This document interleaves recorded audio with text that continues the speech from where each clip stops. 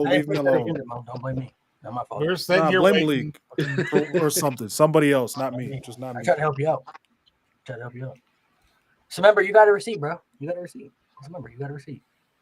You got something you can use in case you got to use it, bro. In case you got to use it. What? You know what I'm talking about, bro? You got Wait, against G baby? Yeah. Oh, I know exactly. Oh, yeah, I know. You talk about me. We ain't gonna say it on live. Thinking about fate and being a Homo sapien. No. We ain't gonna say that. We ain't gonna say it on live. Oh no. You know what you said. Then I don't remember what you're talking about. It's okay. Yeah, it's cool. I definitely still haven't eaten the screenshot though. Yeah. He might not have to use it though. He might not have to use it. I'll send it to you, G. You gotta be humble. You gotta be humble. All right, chat. Welcome. Literally, y'all were waiting in the chat, man. Appreciate you guys for being patient. We got a lot of people in the chat, so we're gonna get to a lot of things we're gonna talk about here. Thank you guys for coming through as always. Make sure you guys subscribe to the No Name Wrestling Podcast channel. If you're watching on my channel, Narcolepsy Boy 94, we do have our own YouTube page, so you can go over there, check it out. No Name Wrestling Podcast. Make sure you guys go sub over there on the YouTube channel just to show love, because we will be going live and posting other stuff on that platform as well. We'll still be doing stuff here on this platform too, but just so you know, in case you guys want to go check that out over there as well, make sure you guys go check that out. We do have a guest today, so I will allow Chris to introduce himself. Then he can plug in his stuff. He also does a podcast. You guys can go check out as well. So make sure you guys go subscribe on the YouTube channel. Yes, sir. Everybody, thank you for having me. Mo, JG, it has been a while. It's been a little too long, man. I really appreciate y'all having me. My name is Chris Yee. You can follow me on YouTube at the Juiced Up Jobbers Wrestling Podcast, baby. Yes. You guys just on YouTube? Oh yeah, on YouTube. You can also, if you want, you can follow me on the Talk of Ticks at Fat Boy Schaefer with an extra R at the end, because that is the one I use for my wrestling content. My original page, I don't really post on there too much anymore. That was mainly for comedy and shit like that at the time. So TikTok. Right. Thank you guys for coming through. So before we get into having the conversations, we've been starting with random different topics and everything. So every guest we bring on new, I want to ask just to get your curiosity, Chris. I don't know how much you keep up with the pod, but we had some talks about Triple H and everything, and I want to get your. Here we go. Do you think Triple H is a top 10 WWE superstar all time? Now we're just talking in WWE as a wrestler. There were some people who said yes. There's some people who said no. So it seems like to be a very interesting conversation. I want to get other people's perspective. So what's your take on it? I would have to say yes. However, he is in the bottom of that top 10, in my opinion. I think it is undeniable his influence in the company, especially in the the late 90s to the early 2000s. Whether good or bad, I think he had a great early reign with the WWE Championship.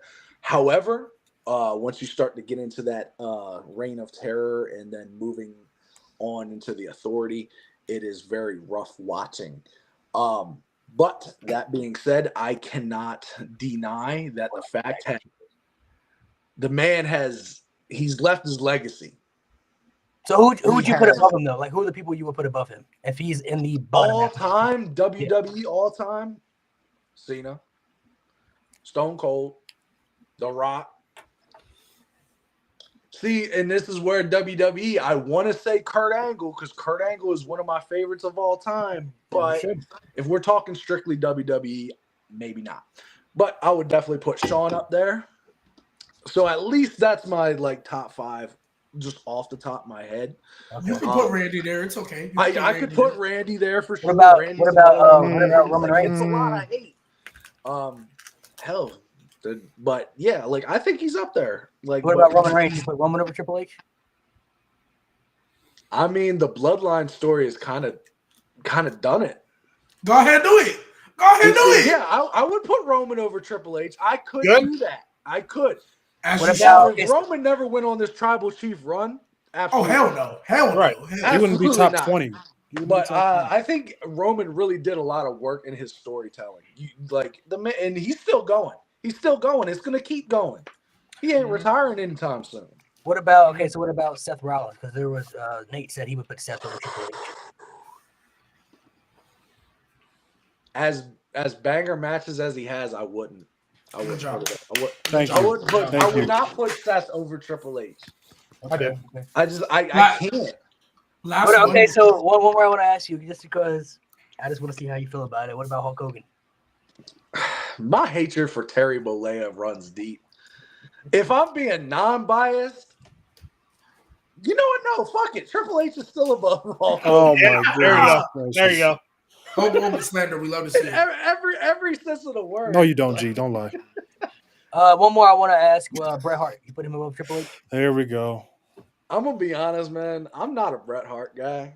As you shouldn't be. I like you more every time. I like him can't more every deny time. that he's a great wrestler, but I never felt a connection to Bret Hart when I watched him when I was younger. So it's hard for me to put Bret Hart above Triple H. I would put Triple H above Bret Hart. Sorry, Bret. Would you I say agree. Bret Hart? How would you characterize his character? Would you characterize it as bland? Would you characterize it as uninteresting? How would you characterize Bret Hart? It's bland to a certain extent. However, Right. like, it's just the man tells his stories in the ring, not on the microphone. And it's all subjective at that instance, whether you like it or not. I'm just gonna be real. For me, I was growing up, and still now, I do prefer more of the storyline aspects, and when people get on the mic and can make me feel something, as opposed to when people just get in the ring and tell a story. But either way, that's not me. That's not a knock on Bret Hart or anybody that prefers that. It's just not for me. Right. Last So would you one. say he's Hold on. Last one, because there was another one that people had. What about Edge? Edge, Triple H. Brett, Edge, I'm tired of you. I'm tired of you, G. I'm tired of you. nah. Oh, come on. You can put the Rated R superstar over that man. I can't do it. I can't do it. I can't do I it. mean, I can. They're I can't do it. right there for me. Personally, I think Edge was. That's hard because I'd have to really go back. But I don't know, man. Like, it was nice seeing Edge back for the return. But honestly, most of his run was very hit or miss for me. And then he left and went to AEW. Now he's just Cope. So Yeah, I guess no, that's yeah, just what I can't got to do. Is I Cope. just gagged thinking. If I could say one thing to that real quick, just as to play Mo's advocate, I always get really bothered when and not you specifically, Chris, obviously, but in general, the argument that people make against Bret when they say he couldn't cut a promo. Well, when you're comparing it to today's day and age, where you could go into the WWE locker room, close your eyes, spin a circle, and point and hit someone that can cut a promo. I mean, back then, I mean, out of 10 guys, maybe 1 out of every 10 guys could cut a promo. If you go back and watch episodes of Saturday Night's Main Event or whatever from that time period and watch people cut promos, with the fair exception of people like Flair, Michaels, the people that stick out in your mind, no one could cut a promo back then. So I don't like when people hold that against Bret Hart, because he literally wrestled in a time where it didn't matter if you could cut a promo. People were going to love you anyway, because it was all about the flair. People loved him because he stopped and he gave his sunglasses to the kids, not because he could cut a compelling promo. Just like Hulk Hogan, if you look back and say objectively, could Hulk Hogan cut a promo? No, Hulk Hogan could have cut a blade of lettuce with a knife, but because he went out there and ripped his shirt and yelled about his vitamins and his prayers, people loved him anyway. So it's really objective, because no one back then could cut a promo at all. I actually agree with everything that you just said, Jay. Oh boy. But the only problem is when we're ranking Bret amongst all time, there are people that were in his time that clear him when it comes to cutting promos. So and again, it's not obviously you or Mo, who's the resident Bret lover here, right? But I'm not. But when I don't mind respecting Bret, right? It's just when you start putting him, when you put him in certain conversations that he doesn't need to be in. You think he's not top 20. That's the problem. That is not true. That's a troll. Relax. That's obviously not true. But you trying to come out here and say he was top 10, Mo. You trying to come out here and say he was When top did 10. that become a problem? That's a He's not in my top 10 anymore. Roman's past him, anymore. but Yeah, So that's where Mo loses me because I had Brett somewhere around like number 25 or something. So I'm not damn. that no. You have Triple H out the top 30, so I can't. I do, yeah. I mean, you do, but so basically, No, the reason I asked is because I feel like, so if I said, right, and I don't know if this is violating or not, but if I said that Brett's modern day comp is Ricochet, would that be violating? Yes. Yeah, because Brett wasn't cringy. Brett wasn't cringy when he cut a promo. Ricochet makes you know, that's fair. That's fair. Ricochet, like gives you secondhand embarrassment. Someone said Brett is Rick Barry. Jay, go ahead and ask your question real quick before we. Yeah, hey G, real quick. I just had a question because I wasn't here last week when you guys were talking about Finn Balor and stuff. I'm just wondering if you're happy now that Finn Balor now has music to match his persona. Because that man's got some god awful music, and I just wanted to ask you. Jesus Christ, Jay. I just wanted to see. I just wanted to ask. Jay, let me tell you right now, bro. And I don't know if it's because Triple H saw that I finally accepted it, so he was like, "Okay, fuck it," because I didn't even think he was gonna be there. I'm not gonna lie, I genuinely didn't even think he was going to be in the Rumble. I heard that music. And I saw the Titantron, and I'm like, "Who the fuck is this?" And when I saw him walk out there, I was dumbfounded. I'm like, "Oh my god!" I was like, "Oh my god, what music is this?" It's so bad. It's so bad. Finn Balor doesn't even have the OG, just the like they cooked him so bad. He don't even have that no more. He's got the Judgment Day theme though. He's got some AT. No, it's not. It's not. Judgment Day theme, yeah. Okay, but here's the thing. Here's the problem. Everybody else came out to their original music. Liv Morgan came out to her original music. Yeah. Dom. You couldn't have Finn come out to his original music? Yeah, no, I'm not gonna lie. They don't fuck with him like I'm not gonna lie. He's cooked. He's cooked, and I hate it because you know how much that hurts my heart. I do. I was down with Finn Balor in the trenches. I believed he was going to win the feud. I at least believed he was going to win a match. I don't know. I was down with Finn Balor in the trenches. I don't know why he came out in that Royal Rumble to that music after we haven't seen him in weeks, mind you. Like, he didn't even show. I did not think he was going to be in this Rumble, which, in my opinion, he shouldn't have been in the Rumble. Just tell a story on TV. But when he came out in that Rumble, a part of me wants to say people didn't react because they didn't realize that it was him. But even after they realized it was him, crickets. I was like, wow. I was like, yeah, man. Fit is cooked. Unfortunate. So Finn Balor. All right, man. Let's dive into Royal Rumble, man. Everybody watched. I was there in person. Crazy time, great experience for everybody who I met out there, man. Shout out to y'all if y'all are watching. It was a very at least I enjoyed the show. I thought it was really good. I thought the show was really good.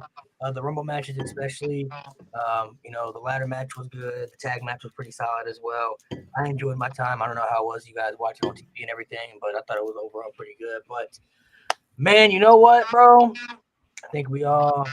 Ooh, what is that noise? That's an echo. Is that me? I don't know. I don't hear no more. Yeah, I don't hear no more. I don't hear no more either. I think it might be Jay. I don't know. Okay, I can't hear Jay. The echo's gone now. Say something, Jay. Do I have an echo when I talk? No. Do I have the echo? Oh, no, I think it's. It might be Chris. Say something again. Something again. I don't know what it is. All right, that's weird. That's so weird.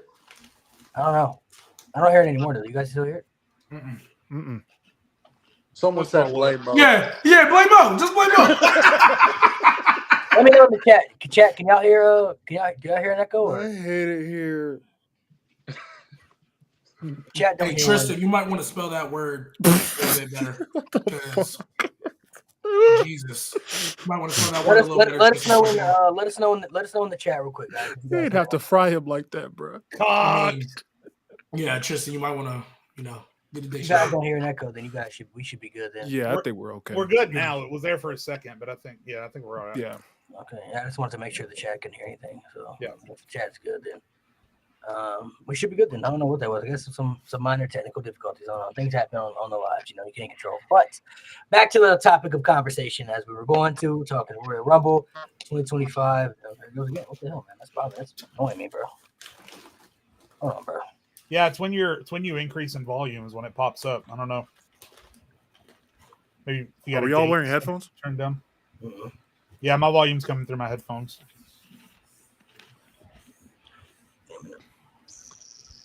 Oh, now Tristan's getting cocked in chat. Good. I think he's good. No. All right, so I think the word of the day. Let me see. Is that we good? Y'all good? Maybe it's just a little bit of maybe it. it's just I don't know. Maybe it's just like our thing.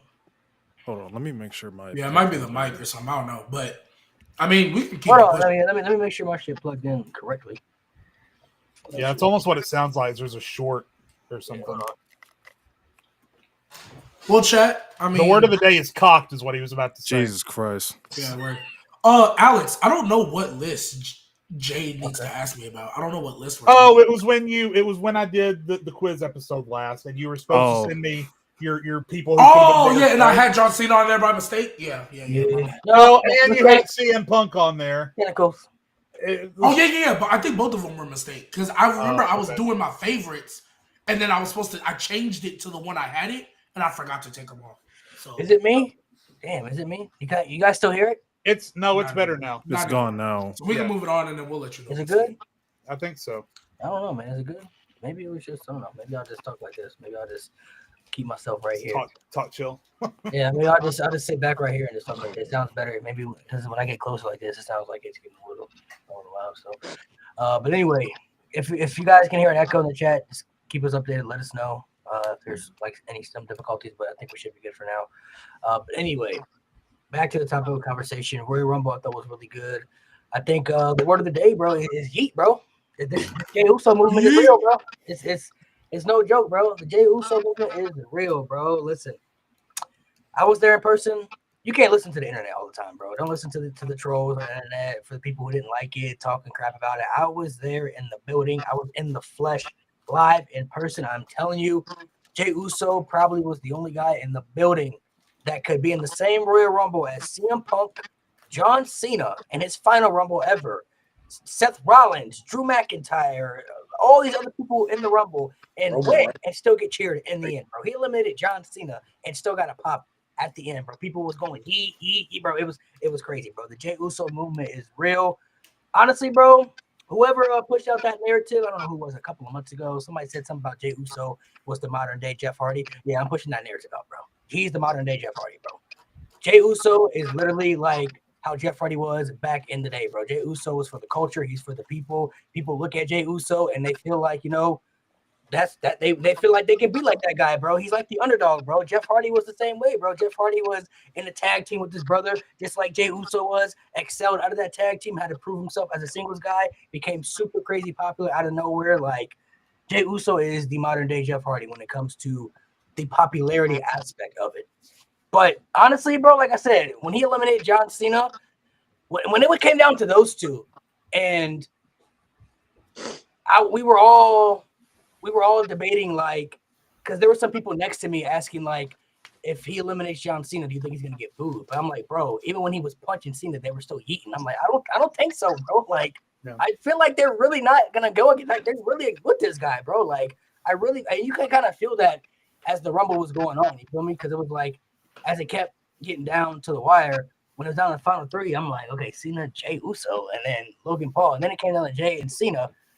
Just among the crowd, it was pretty like half and half, bro. Like, of course, people wanted Cena to win if you like grew up on him and you wanted that last moment and everything. But like, there were still people there who even supported Cena that still were happy Jey Uso won. You know what I mean? So it was like, Jey Uso is literally got a movement going on right now. Like, I didn't think they was gonna have him win. Nobody did, I think.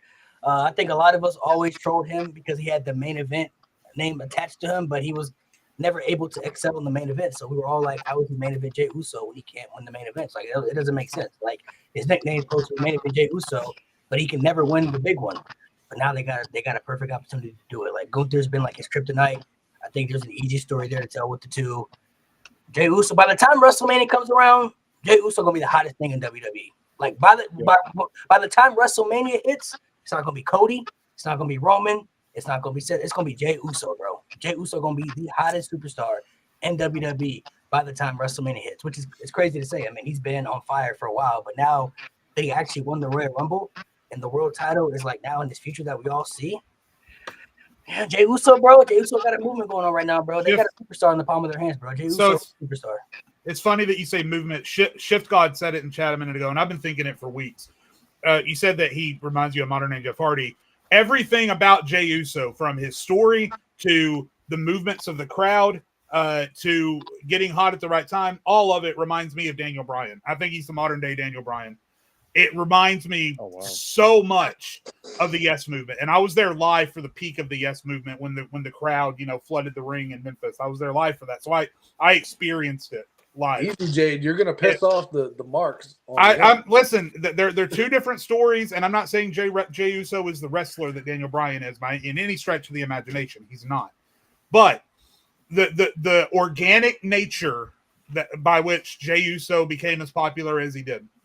And the fact that he's got all of these stars around him that, quite frankly, probably should be in that main event, but it's him that's in the main event and not all those other guys. And again, there's obviously an obvious correlation of this to this, right?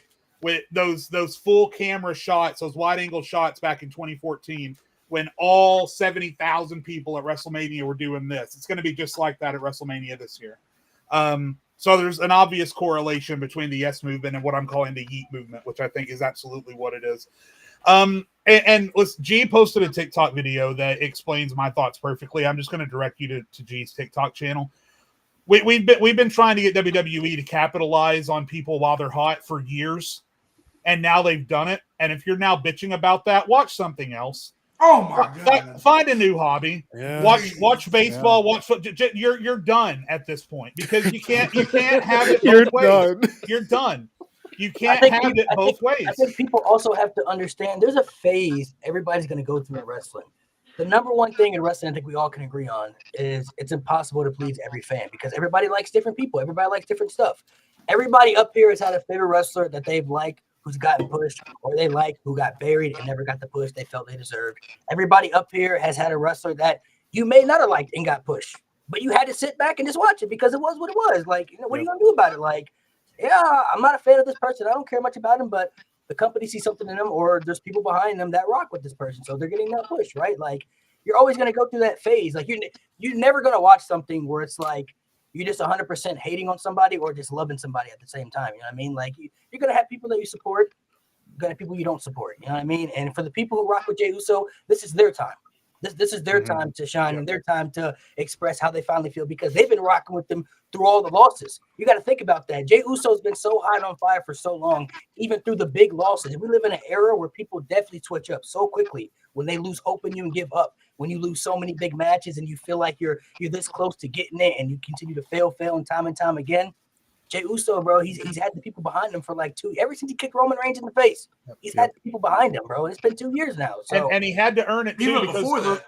remember, Jay and Jimmy didn't exactly move the needle at last year's WrestleMania. Their match is lauded as kind of the worst match on that card. it's one of the worst of all time. So, but he recovered from it, and he's had bangers with everyone he's gone against. So, listen, there were a lot of guys in that match. I said before the show, I almost bet money for the first time in my life that CM Punk was going to win this Rumble. I'd never been more sure of anything.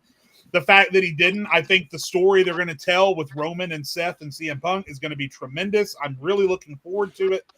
And I think that now, and Axel, credit to Axel, because he said this in a TikTok video, the fact that we didn't see this coming it's our faults because the story was right there. They've been telling it this whole time that Jey Uso is eventually going to overcome this mountain that is Gunther. So, I mean, it's if we didn't see it coming, we got nobody to blame but ourselves, quite honestly. One more thing I want to you on mute, Axel. We can't hear you, so you gotta fix your headset. You can hear me now? Yeah. All right, bro. It's not only that, bro. It's the fact you could look at it as a waste, but they invested so much time on Raw, all that yeet shit for him to cut that promo. back in the day, if we would have heard a promo like that, oh yeah, that's the guy. He's winning. They're telling a story, but we were so the CM Punks, the Romans, the Cenas, we were so blinded that, bro, they told us right there. The mission is right there. We just didn't see it, bro. I think also people too gotta understand like the aspect of Gunther beating Jey Uso is what makes it better for Jey Uso to go up against Gunther, because he's not only wanting to prove to himself that he can beat Gunther, but he wants to prove to everybody that he can beat somebody of that caliber to be a world champion. It's not just about him beating Gunther. It's about the superstar and that the caliber of the superstar that Gunther is and what he means to WWE, the type of superstar he's been, the type of dominance he's portrayed. Jey Uso feels like he could beat that guy, and I have to beat this guy to get to that brass ring that I want to grab. And I know a lot of people are going to use the same logic that they are trying to hold against Jey Uso about his wrestling ability, which I don't know why they're trying to tax him for that and use that down like he can't have good matches, doesn't have good matches. But you know what?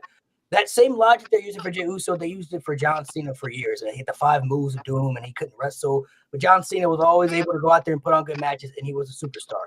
I'm not saying Jey Uso is the same talent as John Cena, but that logic, y'all got to keep that same energy there, because they use that same energy for John Cena for years. It's the same energy they're trying to apply to Jey Uso right now. But Jey Uso's already proved he can have good matches, and he's a superstar. Like especially y'all watch the same shit that we watch every week. You see it live on television. Like it's one thing to be on the internet, but when you see it live on television, you're in the flesh. I was at the Royal Rumble, bro. I seen the reactions. I saw people, bro. He eliminated John Cena out of all people and still got cheered in the end, bro. Like Jey Uso has really got that movement going on right now. And one thing I'm gonna add, because I'm so glad the chat, you guys are always perfect timing. I'm so glad y'all brought it up, because we talked in the chat about it, but I'm gonna bring it here. Daniel Bryan is probably described wrestling fans as perfect as anybody could, and that's fickle. Fickle as fuck. Jade already referenced how everybody was mad Jey Uso won, but when he had that 2-week IC title reign, y'all was complaining that they wasn't pushing him. Here's the other thing that y'all are getting on my nerves with. Everybody want to bring up, oh, Jey Uso done lost to Gunther about 2-3 times now. But you know what I find so funny?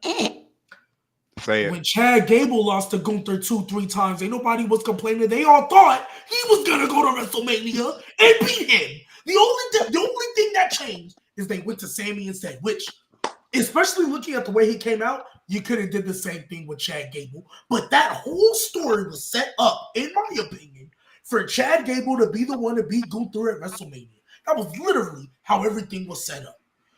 And now, we all got distracted with the CM Punk, Cena's last Rumble, Roman Reigns is in it now, Cody, we all still thought The Rock might do something, so we all got distracted. But they've been telling with this story with Jey Uso on the back burner for months now. Because remember, the first time he fought him, he got screwed by Jimmy. That's how you set up that Mania match. When he fought Gunther for the world title, bro, what was it, 2 spears and a splash? Like, he came oh so close. So now he's going to win the Rumble. Gunther's probably going to have a challenger in between, or because, I mean, it's February. The WrestleMania is end of April. It's not the beginning of April. So you got like 10, 11 weeks you got to tell this story. Something's going to happen in between, right? Because the Elimination Chamber is obviously now going to be for Cody's title. But nevertheless, they've been telling this story in the background for a minute. Even that promo, right? I thought it was a great promo, but again, we all got distracted with the Cenas, the Punks, and all that. This is literally, even if you didn't want him to win, because I get it, you wanted Cena to go on his last run, even though storyline-wise, it doesn't make sense. Because, again, y'all mad, oh, Jey Uso done lost 4 times, why should he get another shot? John Cena hasn't won a singles match in 5 years. He lost to Austin Theory in front of the Make-A-Wish kids. People want to pick and choose, bro. He lost to Austin Theory to a low blow in front of the Make-A-Wish kids. I was there laughing. But y'all mad. You would ask. Y'all mad you didn't win the Rumble. So this is literally been all set up, right? And again, it might not have been what you wanted, but for anybody who says it doesn't make sense or that was a stupid move or whatever the case, y'all clearly either 1, have not been watching this product, you just been looking at the highlights and the match results. Mhm. Or 2, y'all just can't get over the fact that who you wanted to win did it. And I know a lot of y'all don't watch the press conferences, because if you've been watching these press conferences, honestly, Cena should have never won. The story that this nigga been telling on these TV, on his little promos and in these press conferences, he literally always brings up the fact that he hasn't won a singles match in years. So he's going to try to win the Rumble because that's the quickest way to get back there. But guess what? He did it. He came oh so close. And if you would have watched this press conference this time, nigga talking like, hey, we might see a little desperate heel John Cena. He used the phrase, he literally said, I'm going to enter the Elimination Chamber because after 23 years of service to this company, I feel like it's time to cash in It's on mine. it. And it's best for business.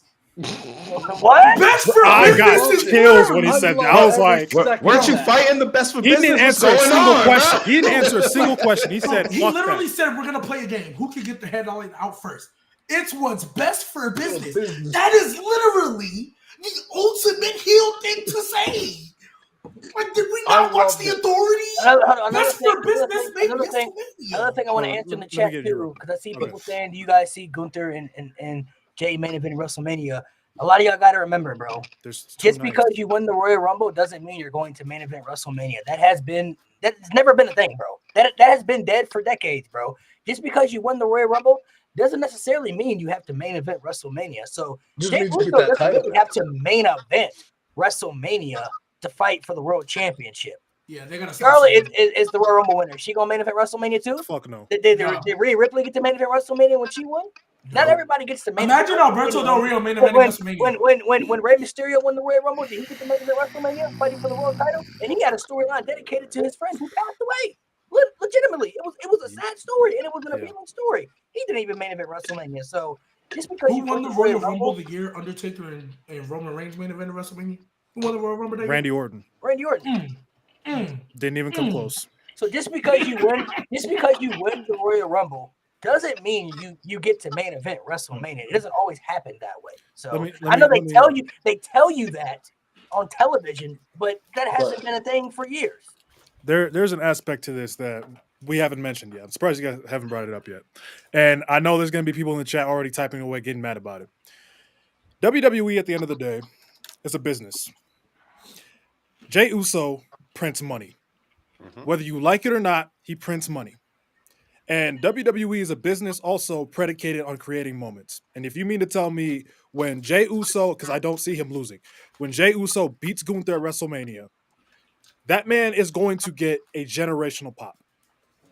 That is going to be a moment that we remember for a long ass time. And if you think WWE is not going to try and make that moment happen, you're crazy. Especially because it's Triple H booking the freaking show. Like, I feel like, look, I get it. This isn't NXT TakeOver. I get it. It's not the same. Like, he has a casual crowd and he still has to attend to. So it's not NXT TakeOver. But the long-term storytelling is still there. Yep. He's been doing this for years.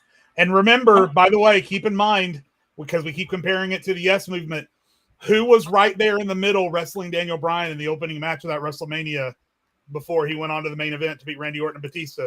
Front row seat. You know another part too?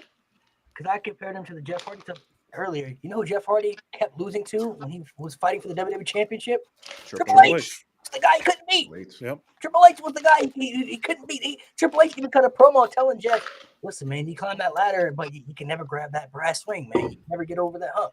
That's what Jey Uso is facing right now. He's facing adversity. Gunther is just the guy that has been preventing him from getting to that brass ring. Like, he can still go after Cody and stuff and everything he has, but it's like, if he went after Cody, it would feel like a cop-out, like, oh, you went after Cody because you couldn't take down Gunther. Like, that's the challenge. That's the obstacle, right? It's like the underdog versus the bully. Gunther is the bully. Jey Uso is the underdog who's trying to overcome the adversity. It's an easy story there to tell. It may not main event WrestleMania, but it doesn't necessarily have to just because he won the Royal Rumble, especially if there's going to be other matchups that we don't even know about yet. Because the way WrestleMania is looking right now is a completely different direction than anybody thought about.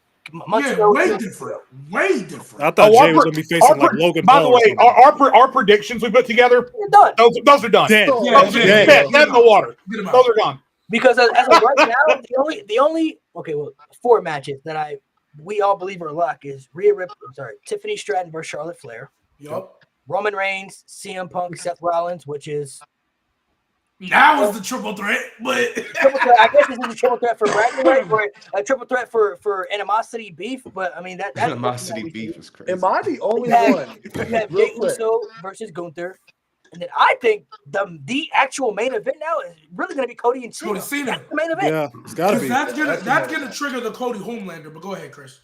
So real quick, speaking on the Seth, Roman, and CM Punk triple threat, am I the only one who thinks Drew McIntyre was maybe supposed to be involved in that brawl?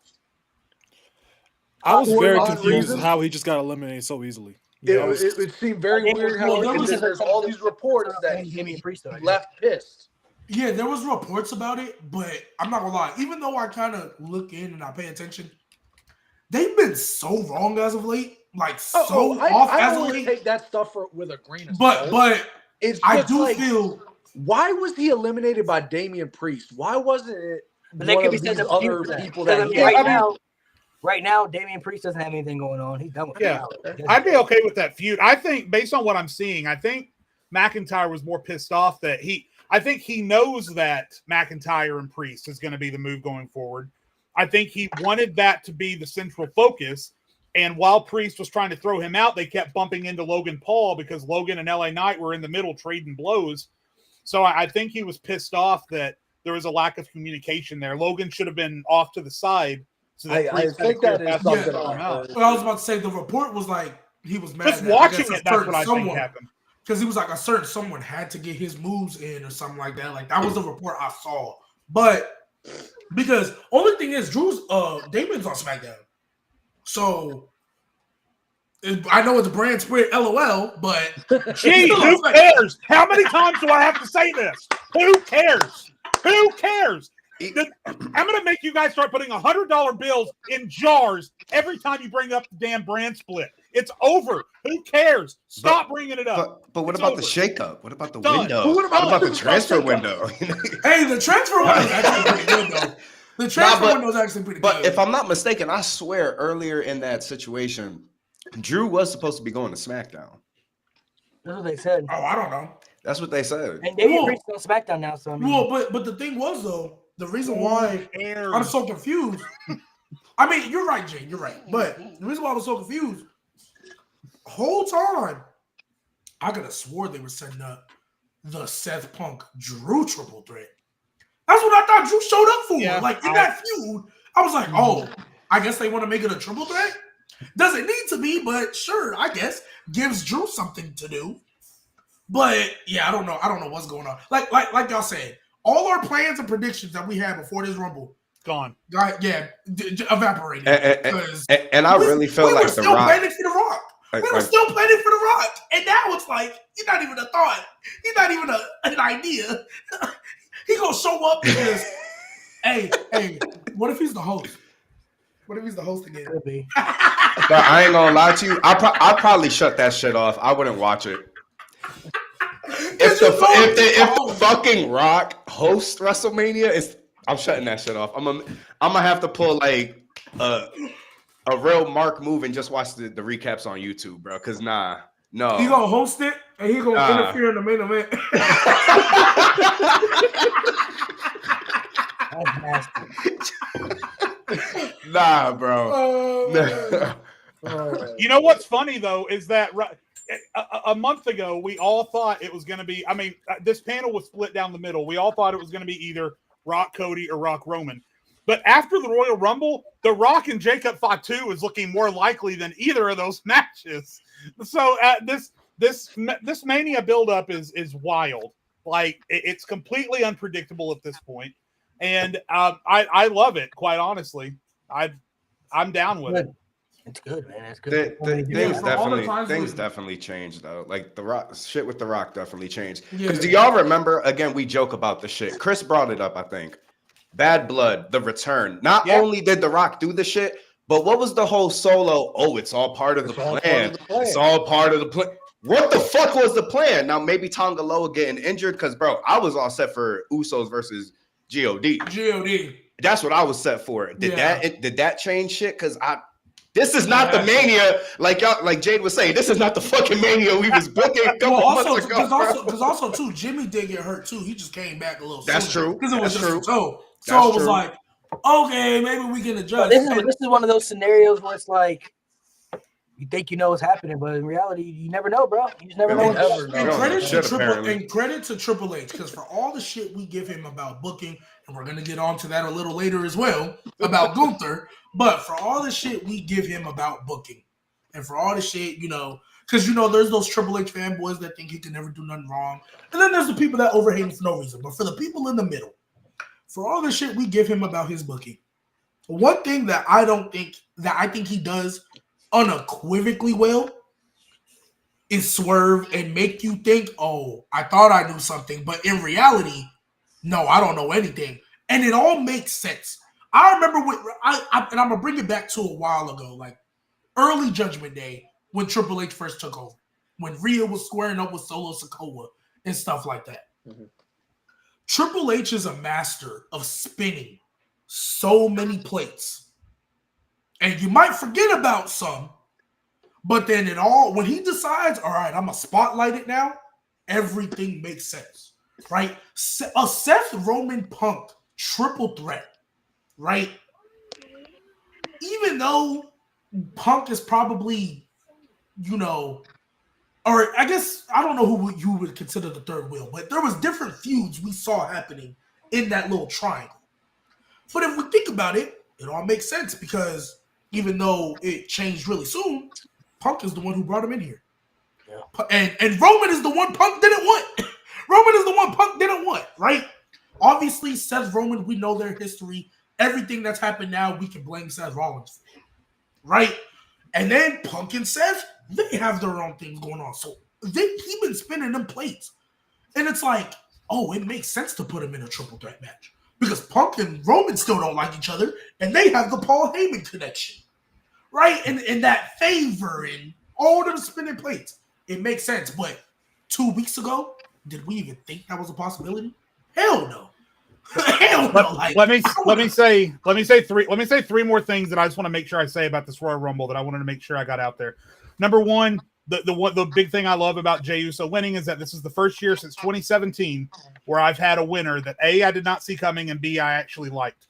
I successfully predicted every Royal Rumble winner since 2018 with the exception of 2022, and that was Brock Lesnar and Ronda Rousey, and I hated that shit. Number two, Triple H missed a huge opportunity. The New Day would have gotten generational boos in this Royal Rumble, and the fact that you found room to put Finn Balor and continue the Otis Chad Gable storyline before you put the fucking New Day in the Royal Rumble drives me absolutely insane. Not to mention the fact that Kofi is a Royal Rumble veteran. That drives me insane that they weren't in it. And then number three, by the way, in case anyone is curious, I think Penta was the MVP of this Royal Rumble. He was he was doing tag team moves with Roman Reigns, which is insane. Roman was like, hey, come here. I think he had the most standout moments, and then I believe he was the Iron Man too, because he went in at number 2. So I think Penta's the MVP. The New Day should have been in it, and then Jey Uso is great because A, no one saw it coming, and B, we actually enjoyed it, unlike Brock and Ronda, which I was there live for, by the way, and I still regret that's the Rumble I got to go. But anyway, get your refund. I'm sorry, that's the I got to go to Bray Wyatt's last match. Cody winning his first one, Rhea winning, and what else happened on that show? I'd have preferred to go to in the Bloodline implosion where Sammy hit Roman. I was there for that. That was a great Rumble. That pop still. I had to watch Uncle Howdy completely miss LA Knight off the stage. That was it was in my face. It was in my face. Crazy. Yeah, it was a good Rumble, man. I thought the match was very good. There were maybe some people in there, of course. I thought maybe they could have had some different spots, but overall, it was still a very good Rumble. Yeah. I think it wasn't anything like 2022 where 14 of the 30 were tag teams split in half. Like that, it was a bunch of singles guys. I gotta give them that. I think they had a good moment. They had some nice little returns in there. They had some viral moments. They had speed in the Rumble. That speed. He actually got a nice pop too, bro. Yeah, he did. He did. He got a really good pop. He's an annoying little shit, but Triple H made the right call putting him in there. That was. He got destroyed, man. Bro, he's legit injured from that. He's legit. Of course, bro. You saw his leg. I'm not surprised. Bro, his neck too. That back. I was like, oh my God. He took a crazy hit from Braun. He got a really good pop though. Now, a nice little decent pop for being like a streamer, celebrity coming into the Rumble that people like kids and know stuff like that. Like he got a nice little reaction. Is that Bruno Sammartino? Lord have mercy. What the fuck, man? Top 10, baby. At what black and white colored times? So yeah, that Rumble was good. I'll ask the same question that we asked Chris earlier in the beginning because he wasn't here. I know you keep up with the pod, you watch it.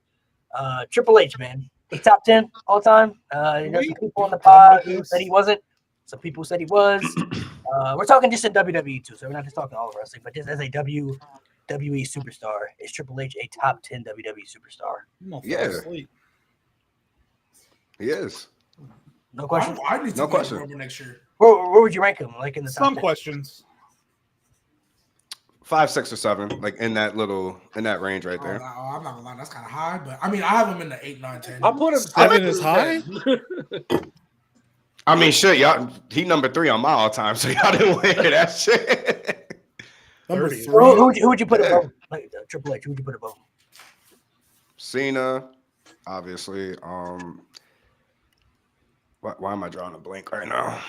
Stone Cold. Cena, Stone Cold, Rock, Undertaker. Taker. Do you have Shawn Michaels over him? I'm gonna be honest. I actually understand. I'm gonna be honest. Other than in my opinion, other than the wrestling shit, I got everything else for Triple H, bro. Other than the in-ring work. Crazy acts, even though I disagree, I understand why you took a breath. I understand why you I don't. I get it. I disagree with you. I disagree with you. I don't. Because I think Triple H gets overhated way too much for his character work. I think he gets overhated way too much for his how do you explain it? Like his impact on the business. I feel like he gets overhated and underappreciated way too much. Because, like, don't get me wrong, Shawn Michaels was like that. You feel me? I get it. And he definitely got the longevity. But I disagree. I have Shawn Michaels over Triple H, but I understand why you took a break. I don't. I understand. No. That's kind of, I don't know. So you said besides in-ring work, so we're counting promos, character work. You think Triple H has the edge over Shawn in those categories? Yeah. The game. That's not crazy either. The game. What about Randy Orton? Triple H never lost a smile. Triple H buried Booker T, but you cheered. Triple H never lost. Shawn Michaels tried to hold The Rock back. He held The Rock back to being a top 10 of all time. Okay. No, I said he tried to. He did try to. You know how many people Triple H held back? What are we? What? You know how many people Cena held back? We can go on and on.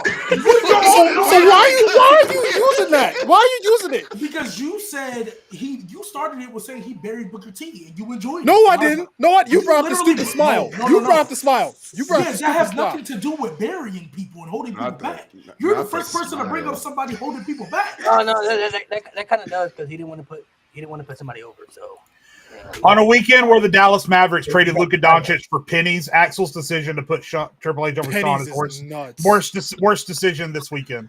Hey, listen. The worst decision. I'm not gonna lie. The worst decision. I'm gonna keep it a buck. This is me, very, very biased. 2 fundamental problems. 1, why the fuck was Nikki Bella number 30? What? Why not? Listen. I know y'all wanted the other AJ, but you got AJ Styles. No. I'm not gonna lie. No. With Alexa Bliss in this Rumble, she should have been 30. Because realistically, is Nikki Bella coming back to actually do something? Yeah, but she got merch. She got merch. Oh, okay. So she's gonna come back. So she's gonna come back and feud with the Pure Fusion Collective. Is that what she's gonna do? She's gonna feud. Is that what she's gonna do? No, feud with the Pure Fusion Collective. Chelsea Green. Y'all. Wait. This is another thing. Y'all automatically Tiffany versus Charlotte, right? As if Rhea Ripley versus Charlotte at Mania ain't a fucking trilogy right there in your face. We don't I want told y'all. G. Wait. G. That's that. But let's just see Charlotte bury Tiffany, right? Okay. She's not burying Tiffany time. She's not gonna lose it. She's not gonna beat She's Tiffany. not gonna lose to Tiffany. I don't see it. So with that logic, wait. So with that logic, if she fights Rhea, who wins in that match? It's gonna be Queen time. It's gonna be Queen time either way. Charlotte's winning either way. So if Charlotte fights Rhea, who wins in that match? Charlotte. So why is Tiffany winning? That's the disagree. next bright star. That's the next bright star. The next bright. Gee, this is Charlotte Flair we're talking about. Okay. Is Triple H not in the wait? Is Triple H not in the business? At least these last 2 years I'll making new stars? No. I'll say At this. Mania specifically? Hold on. Everybody slow down. I'll say this. Jey Uso and Charlotte are both not winning at WrestleMania. One of them is losing, and it's going to be Charlotte. Yeah, I agree with that. No, Yeah, I don't see disagree. Charlotte. How you shaking your head? You just looked at me crazy because I said Rhea would win. No, but It's not going to be Charlotte and Tiffany, bro. It's going to be Charlotte. G baby, hold on. You Let me ask you a question. It better be. No, hold on. not. I need to address the witness's logic. Give me a second. You just said that Tiffany Stratton can't lose because she's an up and coming star, right? Well, No, hold on. What was Rhea Ripley in 2020? Thank you. Yes, fair point. What was the Oscar? What was the Street? Hold up. What was Shayna Baszler in 2020? Hold up. Different bookers. Hold up. Thank you. Are they that different? Not that different. They are very different. I'm not gonna lie. Not that different. Triple H had never reached 2019. Oh no! Different people in charge. I'm sorry. The shows have been watchable the last 3 years. I don't know. If we look at the Manias the past couple of years, right? 40 for sure, and a tad bit of 39, right? Triple H has put the new star most of the time over the vet. You see most of the time? Not most of the time. Not most of the time. That's carrying a lot of weight. Because look, let's look at it. I mean, obviously Cody's not up and comer, but we knew what Cody was before he got here. Put him over. Gave Sammy to win, even though it should have been Chad Gable. Still gave Sammy to win over Dominic Gunther, and that at the time that was real big for Sammy. Now they didn't capitalize off of it because that run was horrible, but they gave Sammy to win. They gave wait, was Bianca 38 or 39 when she beat Becky? Was that 38 or 39? 38. That was 38. Okay, that's fine. I mean, 39 Bianca shouldn't have won, in my opinion, but nevertheless. The only one they fucked up on, real talk, was Edge. I'm sorry, Finn Balor should have won. Did he though? Shut up. Yes. Finn Balor should have won that match. That was the downfall of Finn Balor right there. I think that's what started. To me, honestly, if you look at the aspects, I 100% think Jay's going to win. I think it would be a terrible decision for him to leave at this stage, especially going up against Gunther. And then if they use Cena and Cody, I mean, there could be a chance Cena could win too, just based off the story aspect of what direction they're going to go in. You know what I mean? As far as 17 championship and the storyline that they want to portray right there. I guess it would depend on how they build it up and what happens in that time frame. But Charlotte, it don't matter who she faces. She's not winning at WrestleMania. I don't see her beating Tiffany Stratton. I don't see her beating Rhea Ripley either. So, I mean, whoever she wants to face.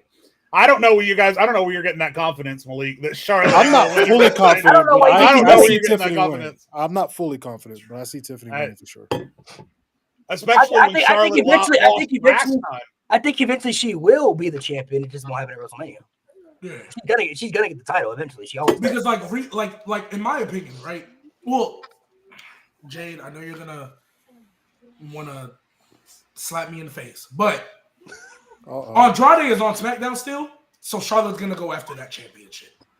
and she's gonna lose because she's gonna go after the championship that looks like the one her father used to hold. That's what she gonna go get. Oh Lord, that's what she gonna go get. Wait, what are you talking about? You talking about the women's world title? Yeah. Why wouldn't she want to go get the title that looks almost resembles the one her father had? Because her man is on SmackDown and they don't split up. When does that really matter? Gee, my wife works overnights at a health and rehab. They don't anymore. So they health and rehab just because my wife. I don't feel like it's. That's completely different. That's a wait. That is a WWE known thing. Wait. You say that as if. Wait, Ludwig and Tiffany on different.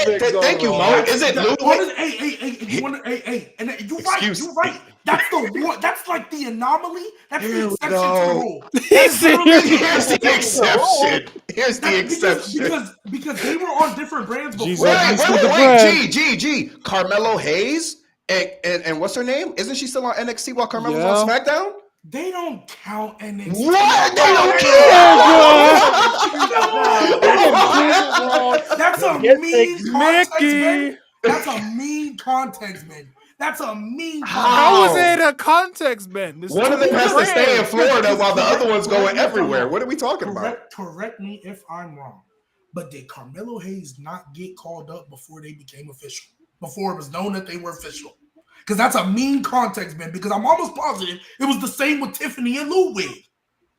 I'm almost positive it was the same with them. Like, I don't know. And at the same time, bro, they're not going to move Kaylani up. Isn't this the same logic that he used to predict that Finn Balor was going to win Money in the Bank a couple years back? This is the exact same logic that he used when he predicted that Finn Balor. How'd that work out? Finn Balor ain't with nobody. What you mean? That's not what. That's not what you said. You said that. What did he say? He said somebody going to SmackDown should be indicative that Finn Balor is going to win Money in the Bank because the entire Judgment Day was going to go to SmackDown because I was just fantasy booking. I don't think anybody had actually. You looked pretty sure about what. Of course I was. It was Finn Balor. I was sure about everything I said.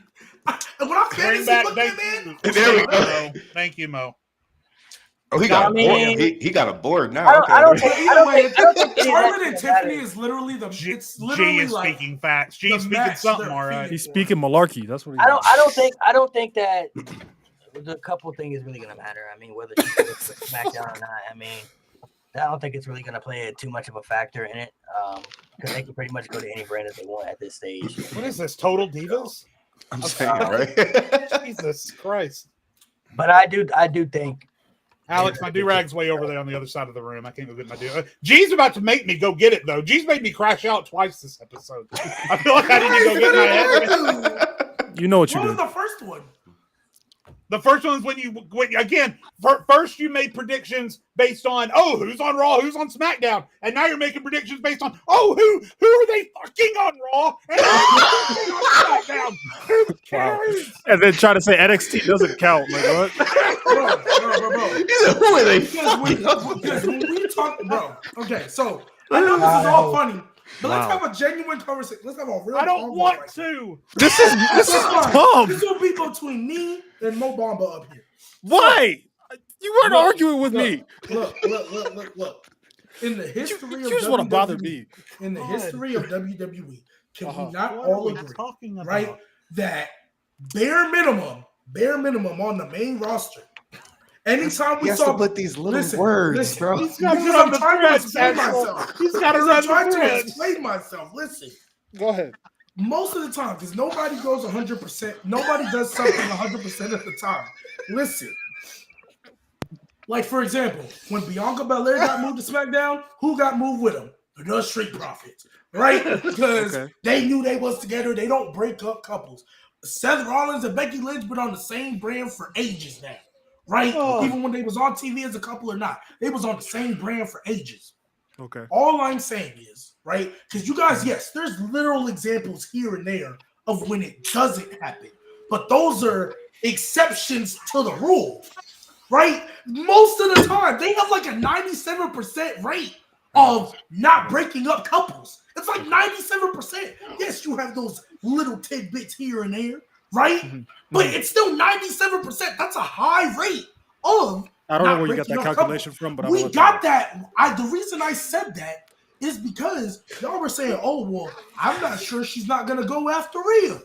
No, she's gonna go after Tiffany. One, even without this argument we had, it's literally. She's right the there. average. I agree with you. It's literally the match meeting. It's kind of like it's kind of like a you can't fuck this up. Like you can't fuck this up. Okay, it's right here, waiting for you. So with that, before Aleister Black's going to SmackDown, right? So Aleister Black's going straight to SmackDown, right? Oh, yeah, Zelina there now. Absolutely. So okay, absolutely. Hold on. SmackDown now. I forgot. Zelina is on SmackDown now. When Aleister Black re-enters the company, he is going to black mass Damian Priest as a heel on the Blue Brand. Absolutely. You know what? I don't hate Hold that on. One idea, question. G baby. Talk to me, bro. Do you okay? So your logic wasn't flawed. I'm not gonna say your logic was flawed. Not flawed. I am. Look, I'm giving you that it wasn't flawed. But do you genuinely think Triple H sits his ass down when he's trying to figure out the fucking draft? Is like, all right, who's fucking Where's who? there? No. Let's make that And tries to decision. figure out like that is not on the top of his priority list. Wait. Okay, so Mo, I'm not saying when he does the draft, he's like, okay, first things first, who's with each other, who's a couple. I'm not saying that's on the top of his priority list. Okay. But and Chris and Malik, but since y'all kind of have no dog in the fight, y'all are unbiased in the situation. We all know that's a thing that they do, right? They don't separate most of the time. Well, you ain't got a dog in the fight, but let me show you this nice dog right here. So you can. No, Malik, Chris, am I tripping? Is that not a thing that WWE has consistently done? It's happened. Yes, you've seen couples on the same show, but it's not uncommon for them to not be. I'm not saying it's uncommon, but like, most of the time. You don't have a dog in this fight, but here's a dog. I want to fight you. That's what I'm saying. Jimmy and Naomi were on different shows for a little bit, weren't they? Yeah. I think they were. I can't have this conversation anymore. To my logic, I feel like I'm on Twitter. Jay done took the cap off. He's heated, man. Bro, this shit is funny. I'm just I know we got off on a tangent. I know we got off on a tangent about who's on what side, but the overall point of this, was, you got this amazing feud, 5-star match, great story, everything.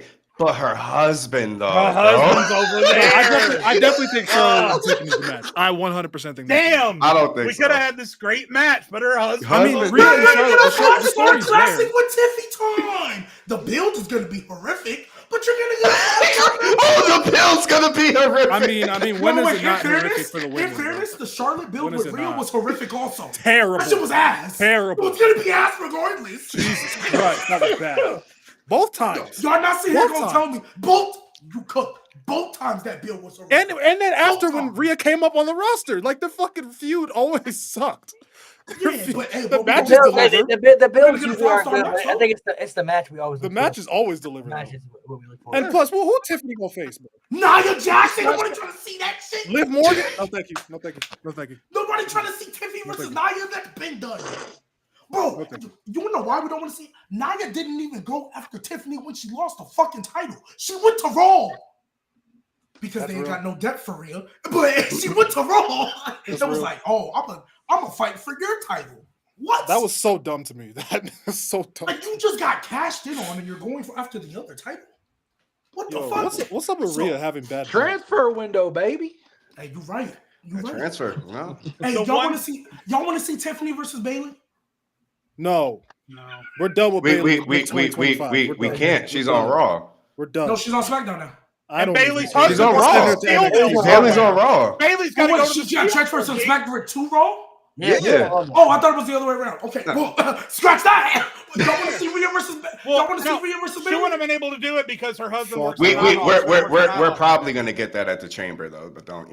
I mean, yeah, we probably. I don't care about Bayley on my TV no more. I'm done. I'm over it. I'm done with Bayley. What are they? In the mix too, bro. She there now. Her own brand. But Jordan Grace is there now too, though. So she's somewhere. That is a great match option. By the way, I really wish Nate was here because I'm almost positive he's the one who said he doesn't see Jordan Grace right now as a main eventer or not a main. Well, that was Lewis. That was Lewis. Oh, that was Lewis. Okay, I was like, somebody said it, and I wanted to address that and see if they still felt that way. Because I'm not gonna lie, you put Rhea and Jordan Grace at Mania, nobody gonna be mad about it. you can take my money. Because who else she gonna feud with? Like, again, we know about this problem with the depth on the women's division. Who else is Rhea gonna feud with if Becky don't come back? Who else is Rhea gonna feud with? Nikki Bella, bro. Nikki Bella, bro. What you mean? Nikki Bella, easy. Don't nobody want to see that shit. No, I Like, can Nikki Bella's pure nostalgia, but we gotta remember, even though she was better than Brie, even though she was better than Brie, don't nobody want to see that shit, man. You say that good. You say that vehemently. You say that. You say that, but I think a lot of y'all underestimating the Nikki Bella. They out there, bro. Oh, listen. There's a reason. Let me say this. There's a reason why her little twirl at the Raw debut was the highlight on all social medias, bro. Yo, Bella stands are out there, bro. They're just. There's a reason. They've quiet down. They're just. If you could do something to that little quick clip, you got a fucking problem. So I don't want to hear their horn. Come on, bro. Come on, bro. Come on, bro. You know, she was fully dressed. Come on. What that mean, nigga? Bro, also, if that's the case, then Liv Morgan's match and that tag team match should have more than that because her whole ass cheeks was out, nigga. We're not about to do horniness right now, bro. Bro, just what is? We're not. You're not gonna say the views off because of niggas is horny though. Because if that's the case, guys. Bro, what? Bro, if that's the point, Liv Morgan's video should be the highest views. Can I ask you a genuine question, right? Because obviously Liv Morgan is not from that time. But let's keep it a fucking buck. No. Because at first, don't say it from that time. Because you said because niggas is horny. That's why they got all those views. That's what you said. Don't try to switch it up, G. Nikki Bella comes from a time period where the only reason niggas was watching the women was because they was fucking horny, nigga. And now we're in a time. Wait. And now you're in a timeline where I can see half women ass cheeks, full breast, and everything. What the fuck is the difference, G? Liv Morgan was literally wearing nothing. Like, so what did you talk about? You're not gonna use horniness, bro. You're not gonna use horniness. I'm gonna tell you what the difference is, Axel, because you're not hearing me right now. Listen, here's the difference. In today's time period, in today's time period, when niggas is watching women's wrestling, we actually care if you can wrestle. Back then, nobody cared. Why do you think Kelly is one of the ways that everybody loves Kelly? Wait. So you saying if Kelly would have came back, same reaction, same views? Please say yes, because you're fucking. Malik, thank you. I appreciate y'all. I missed y'all. I'm fucking gone, bro. Because there's no fucking way. If Kelly came back, nobody would be happy to see her in a match, bro. Nobody wants to see Kelly wrestle, and nobody was hyped about Kelly because she was out here doing Hurricane. So let me tell you something. So when Nikki Bella came out, your TV just broke, right? Not like Nikki Bella. Not like Nikki Bella, bro. She don't get the Nikki Bella pop, bro. Bro. Goon baby. I'm telling you, bro. Goon baby. Nobody wants to see. If Kelly came back, nobody want to see her in a match, bro. Nobody would want to see that shit. Chris, I don't know about you, but I feel a little bit left out of this conversation for some reason. Gooning for grabs. Gooning for grabs. I'm done. Kelly was popular, but she was never. Not Nikki Bella. I'm not saying she on the same level as bro, but I asked you. But I asked you if Kelly replaced her in Nikki's spot. You said that video would have got the same views. That's crazy, bro. If Kelly came out here trying to shake her ass, everybody would. She didn't shake her ass. She did the same shit she's done for years during her entrance. Is that not showing her ass, nigga? What are we talking about? Ass. Is that not what she does? No, seriously. No. Mo, what ass? That's the thing. Like what? But that's her thing. Bro. Yes, that's her. So again, Liv Morgan should be getting the same views because does the bitch not do the same shit? Jesus Christ. Does she not twirl? Yo, bro. This podcast is cooked. This show is cooked. We got off the rails. Fried. You can't let the fries this show. Podcast. The point is, bro, I'm not gonna lie. Ain't nobody, and when I say this, bro, you can say that. Ain't nobody moved by Nikki Bella. Nobody wants to see Nikki Bella. But you're not everybody, though. You're not everybody. You see, wait. Here's the thing. You don't see the fan base. You don't see the fan base of Chelsea Green saying, "I'm gonna hold the open challenge for all divas." You don't see that fan base that want to see all these women, bro. You don't. People want to see Nikki Bella. The pop for Nikki was huge. Your TV must have fucked up at that point. I get it, but the pop was there. You can't see nobody wants to see Nikki Bella, bro. Rhea and Nikki Bella at Mania. Y'all want to see that? That's what Fuck no. Tiffany versus Nikki Bella at Mania. Yes. Why not? Why not? Why not, G? Why not?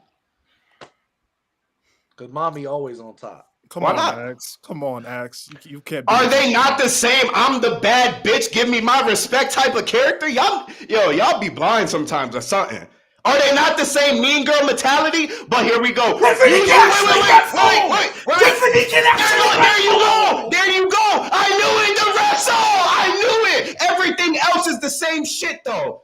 So tell me different. It's really not, though. It's really not. It's really not. I'm not gonna lie. Let's keep it up. It's really not. Let's keep it up. It's really not. Let's keep it up. It's really not. Let's keep it up. I love when the only comparison that you can separate is the wrestling part. Everything else is the same. But the wrestling.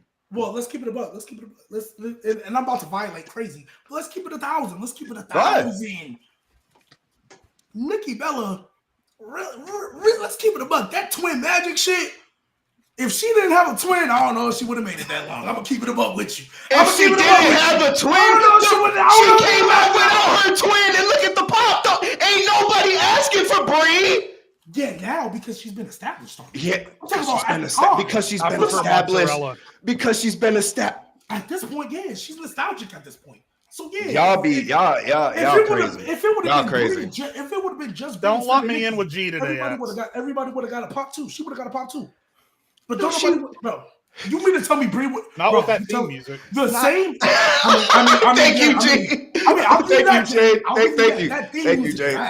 But I don't understand. Bella, they would come on, bro. She's just nostalgic at this point. She's just nostalgic. I don't understand, bro. Because you keep saying that don't nobody want, but I can show you a whole handful of wants. There's people that love me. I can show you a handful of wants, bro. Obviously, I don't mean all the 6.7 billion or 3.4 million people actually watch WWE. But when you say nobody, I'm using a hyperbolic statement. The majority, because do you want me to say it? Do you want me to say the majority? The majority of 30 and up grown ass men? Do you want me to be that guy? Because that's the majority, nigga. That's who don't want to see that shit. And before you speak, my girl, big time Nikki Bella fan. The only people who have an issue are niggas who are over 30. So yes, those are the niggas who don't want to see it. But all the other people, they want to see that shit. So there goes your example. I'm living this shit, nigga. I'm living this shit. I'm seeing my girl's comments. Grown ass nigga, ugly female, out of shape. Do you want me to tell you the people who don't want to see her? Because that's the majority, bro. Okay, so this is how I feel this is gonna play out. And I'm gonna use a perfect example, and then I got you, Chris. I'm gonna use a perfect example, and then I got you. Right? Oh, boy. Everybody swear up and down, left, right, and center. Everybody happy when Trish Stratus come back until that bell ring. And then other than the Hell in a Cell match with Becky, she ain't done shit in the ring since she got back. That shit been ass. That's the bathroom break. She ain't been back since then. What? Bro, what do you mean? I'm talking about before that. I'm talking about her other matches before that Hell in a Cell. That shit been bathroom break matches. Did nobody want to see that? That's that. Crazy. You mean the Steel Cage? You stupid. Steel Cage, you know what I mean? Good like, God. come on, bro. Like, pause. Wait a minute, because that payback Steel Cage was fire. That match was good. Yeah, the one with Becky, that was great. All the other matches before that, ain't nobody wanted to see that shit. Niggas was booing. Niggas was taking bathroom breaks during her fucking matches. Bro, I'm not trying to hear that shit. Listen, she fucked Trish Stratus. And that's Trish Stratus, who was the GOAT before Becky Lynch came along and Charlotte came along. You think niggas want to see that with Nikki Bella? No, don't know where I think the person who doesn't want to see this shit is the one speaking. Right yeah, I ain't gonna lie, G. There's a lot of people. I don't want to see it either. Trust me, but there's a lot of people. I wouldn't hate it, but it's not something I would prefer. I mean, I would prefer other options. Her appearance on the Netflix debut was a litmus test. They wanted to see how the crowd was going to react to her. And they reacted positively. And that's the other thing. We're on Netflix where they have to give shows people gonna get tired of that raw shit. Y'all don't think them little total diva references You know is gonna what? be You know what? going to something? The way you feel about Nikki Bella, there's a lot of people out there feel about Jey Uso too. But you know what? They pushing Jey Uso. That is no word. Okay. G, relax. It is the same. It is the same because the way you're talking about Nikki Bella, I want to talk about Cody. People out there who don't want to see. I want to talk about Cody. People out there who are like that. You see it on the internet who don't want to see Jey Uso. But Jey Uso gets reactions. He's popular. Bro, there's people who don't want to fucking see John Cena. So what? Like, that's real. So like, what are we really doing here? All right, bro. That's W context, man. That's crazy work. Because that's not the same. That's not the same. What's the That's difference? not the same. What's the That's difference? Not the same, bro. Is he not nostalgia? Are we not all wanting this because we want to see our childhood hero go out on a bang? What the fuck is the definition of nostalgia to you, G? Like, what the fuck? Okay. Are majority of niggas not mad that Jay won because their baby superhero couldn't win it because of nostalgia? Okay. I'm missing it. It's a gender thing, isn't it? It's a gender thing now. It gotta be. That's a crazy thing because I don't want to see fucking Goldberg come back and he nostalgia. It ain't got nothing to do with gender. If she can actually wrestle, maybe I'd be excited about it. Again, actually wrestle. John Cena. How was his fucking thing during the Rumble? Oh my god, that's being so. Oh my god, now I'm about to get hot because I'm bro, lost. Go ahead, get hot. Can actually wrestle though? John Cena can give me a great match. Was great. John Cena has given me great matches. I ain't never watched the Nikki Bella match. I'm like, damn, that's it was violent. Classic. Give me more of that shit. It was funny when Kevin's head was stuck in the ladder. I said it was Cena though. I said it was Cena. Cody might turn heel off of it because it's. What are we talking about? Jay, you killing me. Bugging. So recent, right? Cena can still go, right? Recent, right? Interesting. Fuck He's no. Looking down. Recent Cena can still go, right? No. You keep bringing up old shit. I'm talking about now, bro. So Cena can still go. He wasn't taking a nap half of the Rumble. Sammy didn't really take a side. Was Cena not taking a nappy nap during that tag team match with Sammy K? Like, what are we doing? Be cool to see what he does. Austin Theory, Solo Sikoa. Yeah. He can still go though, right? Hope Kevin is seriously bro. injured. Nikki Bella coming back. Jade, I love you. Nikki Bella coming back compared to a John Cena retirement tour. I really we know hope he he's come about back, to be man. gone. And so he's going through his last swan song and comparing that to Jey Uso, who's still super, super active, who wrestles damn near every week, is not the fucking same, bro. It's not the fucking same. And the fact when did I say the same? I said nostalgia. I'm talking about the nostalgia. You're trying to say nobody wants to see that shit. Yes, it's the same shit with Cena, bro. Yes. There's people who don't give a fuck about that nostalgic shit. Get the fuck Cena out of here, bro.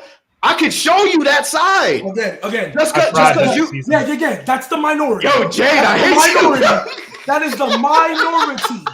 That is the minority. Hey, Jade, bro. Just the example you use. Most people are mad Jey Uso won because they want to see Cena.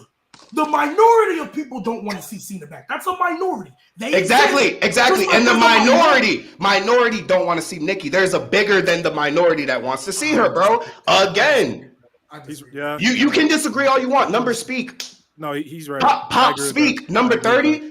Again, if your TV broke, that's cool. Malik can tell you how that shit sounded. Malik can tell you how that shit sounded live, though. Hey, so can y'all tell me what the reactions are when Goldberg comes out? And look at his reaction. He has to be real and say it's a pop. Goldberg does get a pop. He does not give a. Hey, so Mo, does Goldberg not get a pop when he comes out? Goldberg does get a huge pop every time he comes back. He comes out? Every time. Nobody want to see them fucking matches, bro. Because that nigga can't wrestle. At this point, nobody want to see that shit. At this point, if he's not doing the spear and a jackhammer and a love him, but he can't. Nobody want to see that shit, bro.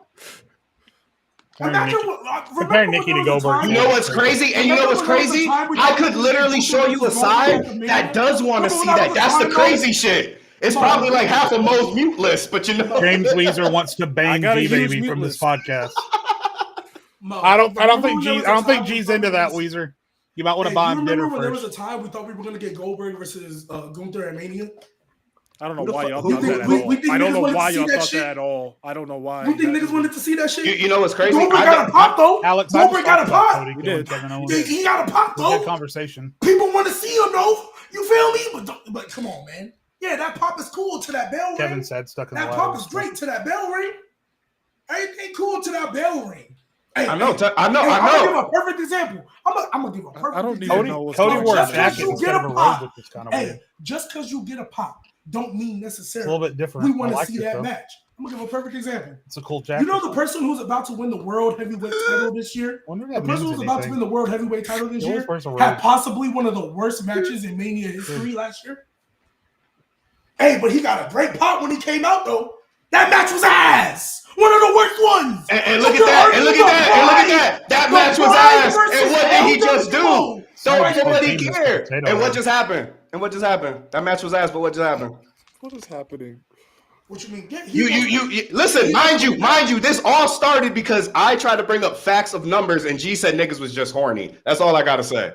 At that time, That's all I gotta say. Wasn't the big ladder. That's why they wanted to see it. When Kelly came out, everybody would be happy. And here we go again. Not to the same level. Here we go. Y'all niggas saying I'm smoking dust, but this motherfucker G saying Kelly. That's crazy. Hold on. That's crazy. First off, you can't even recognize the bitch. But let's not. Anywho, My lord. Okay.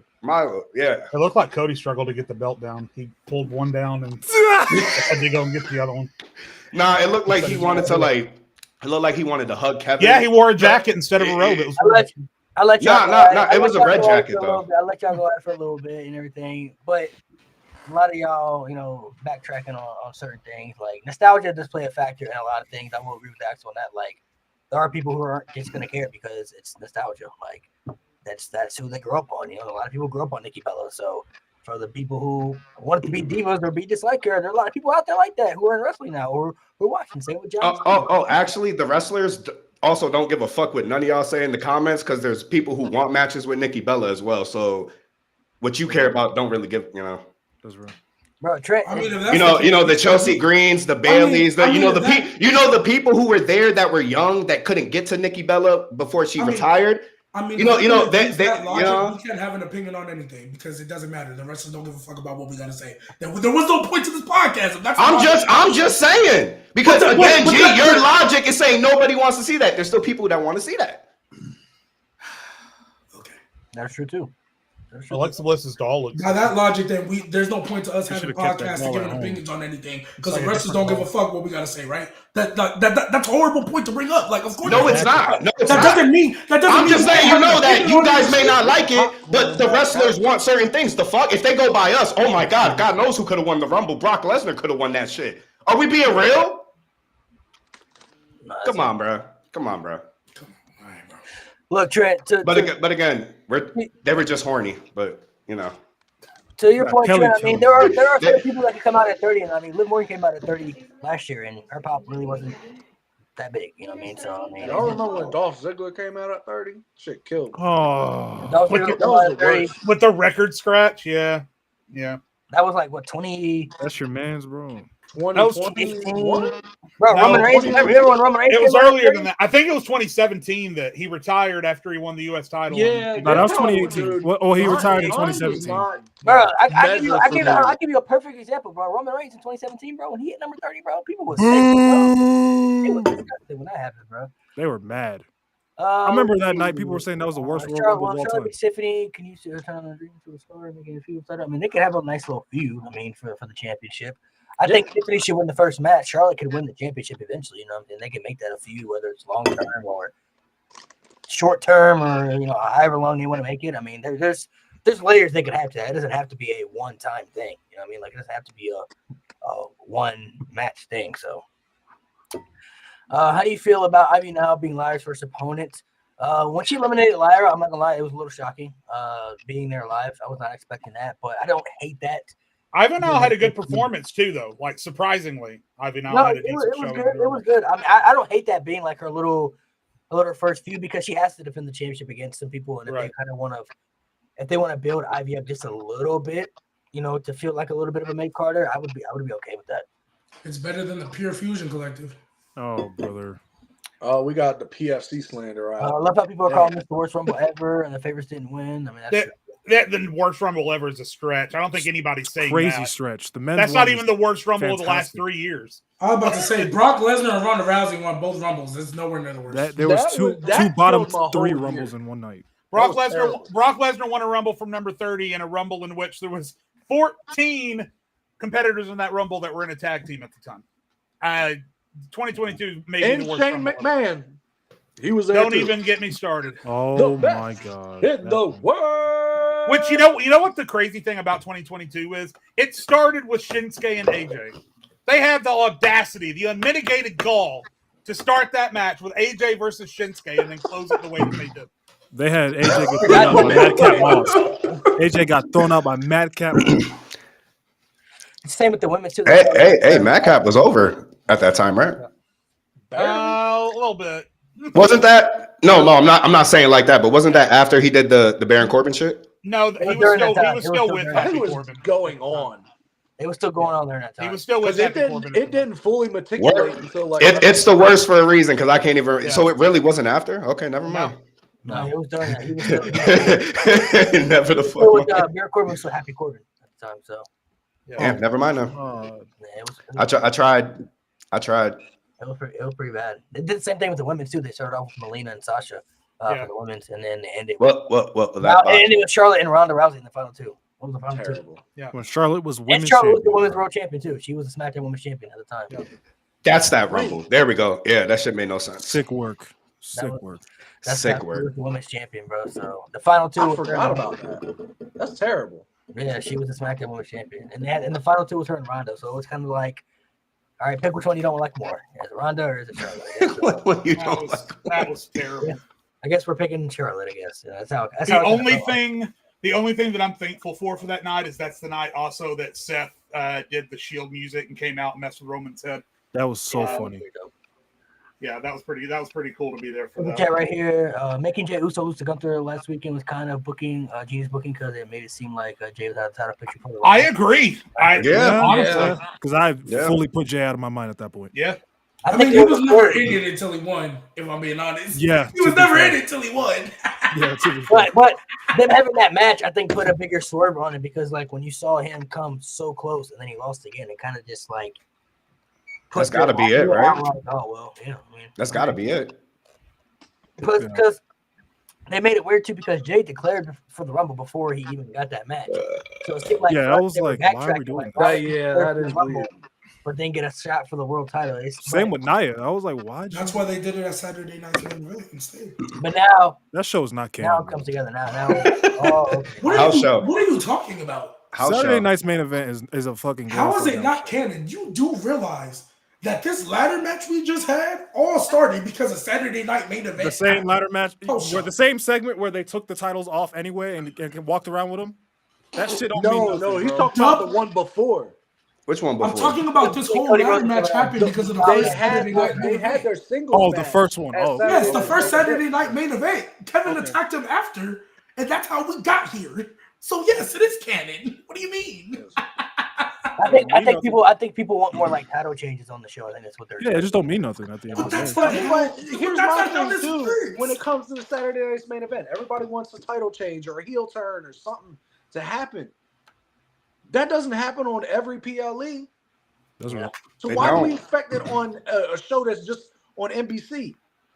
Like, yes, it is like a glorified house show to an extent, but it is canon. And they Yeah, do like- put on pretty decent matches that the past. No, few years. the matches are good. It's just don't expect Yeah, I think expect the same That's outcome probably you'll what see I at a meant. house show. Like Okay, yeah, that's probably what I meant more. the of, champions are always going to win, and that's really it. But I mean, I'm not gonna say that we shouldn't expect something at some point because I think it will come a time where they're gonna do something drastic on one of these shows. but Yeah, I they're think not going to it do it on Just the road like to how we used to WrestleMania. say at the Saudi shows, they were never gonna do anything, but But I now feel like you can kind of see something happening. But I feel like they're not going to do it on the road to WrestleMania. Oh, not Like, on the like, road. like bluntly stated, right? Bluntly stated, the last title change we had, I genuinely, and I said it on the show multiple times, I didn't think Tiffany was cashing in. So I thought they were going to give her the Mania cash in to be like first woman to cash in at Mania. That's what I was waiting on. So the fact, but when did they do it? At the end of the year, the last show of the year, to kind of make it feel big. Saturday Night Main Event, especially on the road to WrestleMania, Cody is not losing that title until we get there. I've been told everybody he's getting a 365. I never He thought ain't he was losing that title until we get to Mania. Right? I don't know why and that then, disappoints me. And then who else was Gunther, the world champion? He not losing that title until we get to Mania. So then the only ones that can change hands are the mid-card ones, right? But let's be real, Braun Breaker, even though he had a match on it, Braun Breaker and Shinsuke, because we've been so focused on this Rumble, they ain't really been featured like that in their little singles feuds. And then, I mean, we did have the inaugural, was it the US or the IC? I think it was the US one at a Saturday night main event. Yeah, it was the US one. Yeah. Yeah, so, I mean, we had that, and it's only the second one, but, like, it's a TV special, guys. Like, that's what they call it, a TV special that streams on Peacock. Like, enjoy this. We're going to get great matches. And after Mania, all right, cool. Maybe then we can expect something crazy. But until then, I don't know what y'all thought this was. Especially after the first one, bro. Like, if you didn't, Yeah, I think people expectations get high sometimes on certain things. They want something different. They want certain things. Especially for the Rumble. I've made that point on this podcast before. People's expectations get way too high for the Royal Rumble nowadays. I think last night's Rumble, for the men specifically, was a great example of a Rumble that can be great without having to lean on gimmicks. The only real gimmicky entrance they had was Speed. That was it, and it was over like that. The only comeback they really had was AJ Styles, and I mean that was great. Everyone wanted it. The theme song too. Don't forget his theme song. Right, Thank God. Oh, we knew AJ Styles was coming back. It wasn't. Thank God. And I'm going to be honest, Axel. I'd completely forgotten they changed it. If he had come back with that new shitty music, and I reminded myself because my son Joshua said, "Oh, he's got his good music back." And initially, I said, "Joshua, what are you talking about? They never changed his music." He's like, "Yeah, Dad, they did." I went and Googled it. I was like, holy shit, they changed his music. That was god awful. It's just he wasn't here for that long in between the Roman stuff and all that. Don't want none. Oh my God. When they debuted that at WrestleMania last year, I was like, Jesus. Actually, crazy thing is that was actually AJ Styles said that's like more of his type of genre of music, like what he likes. That's why he changed. Yeah, he can keep that to his headphones. Let's keep that. Let's keep that rap. Yeah. That was cool. So I mean, they only had AJ, Joe Hendry. Those were only the really two big surprises. I mean, if Speed. If you thought Braun Strowman died, I mean, I guess Braun Strowman was a surprise. I knew he was going to be in the Rumble. People need to understand you don't need. I knew. They never said nothing about him being injured, so I'm like, Braun Strowman's coming back. Y'all remember when Bronson Reed literally smashed him through a car and then he was just on TV next week in a title? It's the same man that got ran over with a car and walked away. I think the biggest surprise of the night was Strowman getting the best of Fatu. Honestly, I did that not. Just let me know that. But it makes sense. What Strowman do, bro? Feel me? Yeah. He's laid back. Speaking on Roman, no, Malik, that's the type of shit he needs to do, but that's not the type of shit he has consistently done for the last 5 years. He literally won a match because the ref said you're kicking his ass too much. DQ. That's crazy. AJ versus Logan. That's not bad. AJ versus Logan is going to cook. I mean, they just moved Logan to Raw, so I don't know. Didn't Logan throw AJ out? That's why he's saying that, right? Yeah, he did. Oh yeah. I forgot Shinsuke was in the match. I'm not gonna lie. He was there for like 2 entrants. I actually do, but you know what? I actually can see doing out AJ versus Logan just because of that elimination. That was something that I thought about before the whole thing got all wild and everything. I'm like, that could be a really good match, so I definitely can see them. If they're gonna do that, listen, I love AJ Styles. Doesn't need a title. They don't need to expose AJ in a promo with Logan Paul, because quite honestly, Logan Paul's gonna cook AJ Styles on the mic. So I mean, AJ has his good moments, but I mean, that doesn't really matter. It's more just I think the match itself. I think AJ should come back as a heel. The anticipation for the match itself may suffer as a result if they go out there and have a poor promo segment. So they just need to be short and to the point, and then it needs to end with AJ hitting the phenomenal forearm or something. That's all I'm saying. They just don't need to have an extended back and forth, because I don't think AJ can hang with that. He's never been a big promo guy. He's better than most guys, but he's not a big promo guy. So just don't hang him out there in a 15-minute verbal back and forth. It needs to be. That beat up John Cena was the funniest shit. Hey, don't do that with John Cena. Yeah, what? I said, don't. I said, what Jade is talking about, like, don't leave him out to dry. And don't do that with the women's feud either, because they have not shown a good history of doing that shit either. I'm so scared for whoever Charlotte picks, because that build is not going to be good. Charlotte, hey, I'll give Charlotte this credit. I do think she's going to have a different, like, feel to her character. She's still going to be Charlotte the Queen, but I do think she's going to have a different feel to her character, just because this is the first time we're going to see her for an extended period under a Triple H book Charlotte. So we'll see. We'll see. But I still don't have confidence in it. I'm not going to just, because it's Triple H, I'm going to believe this build is going to be good.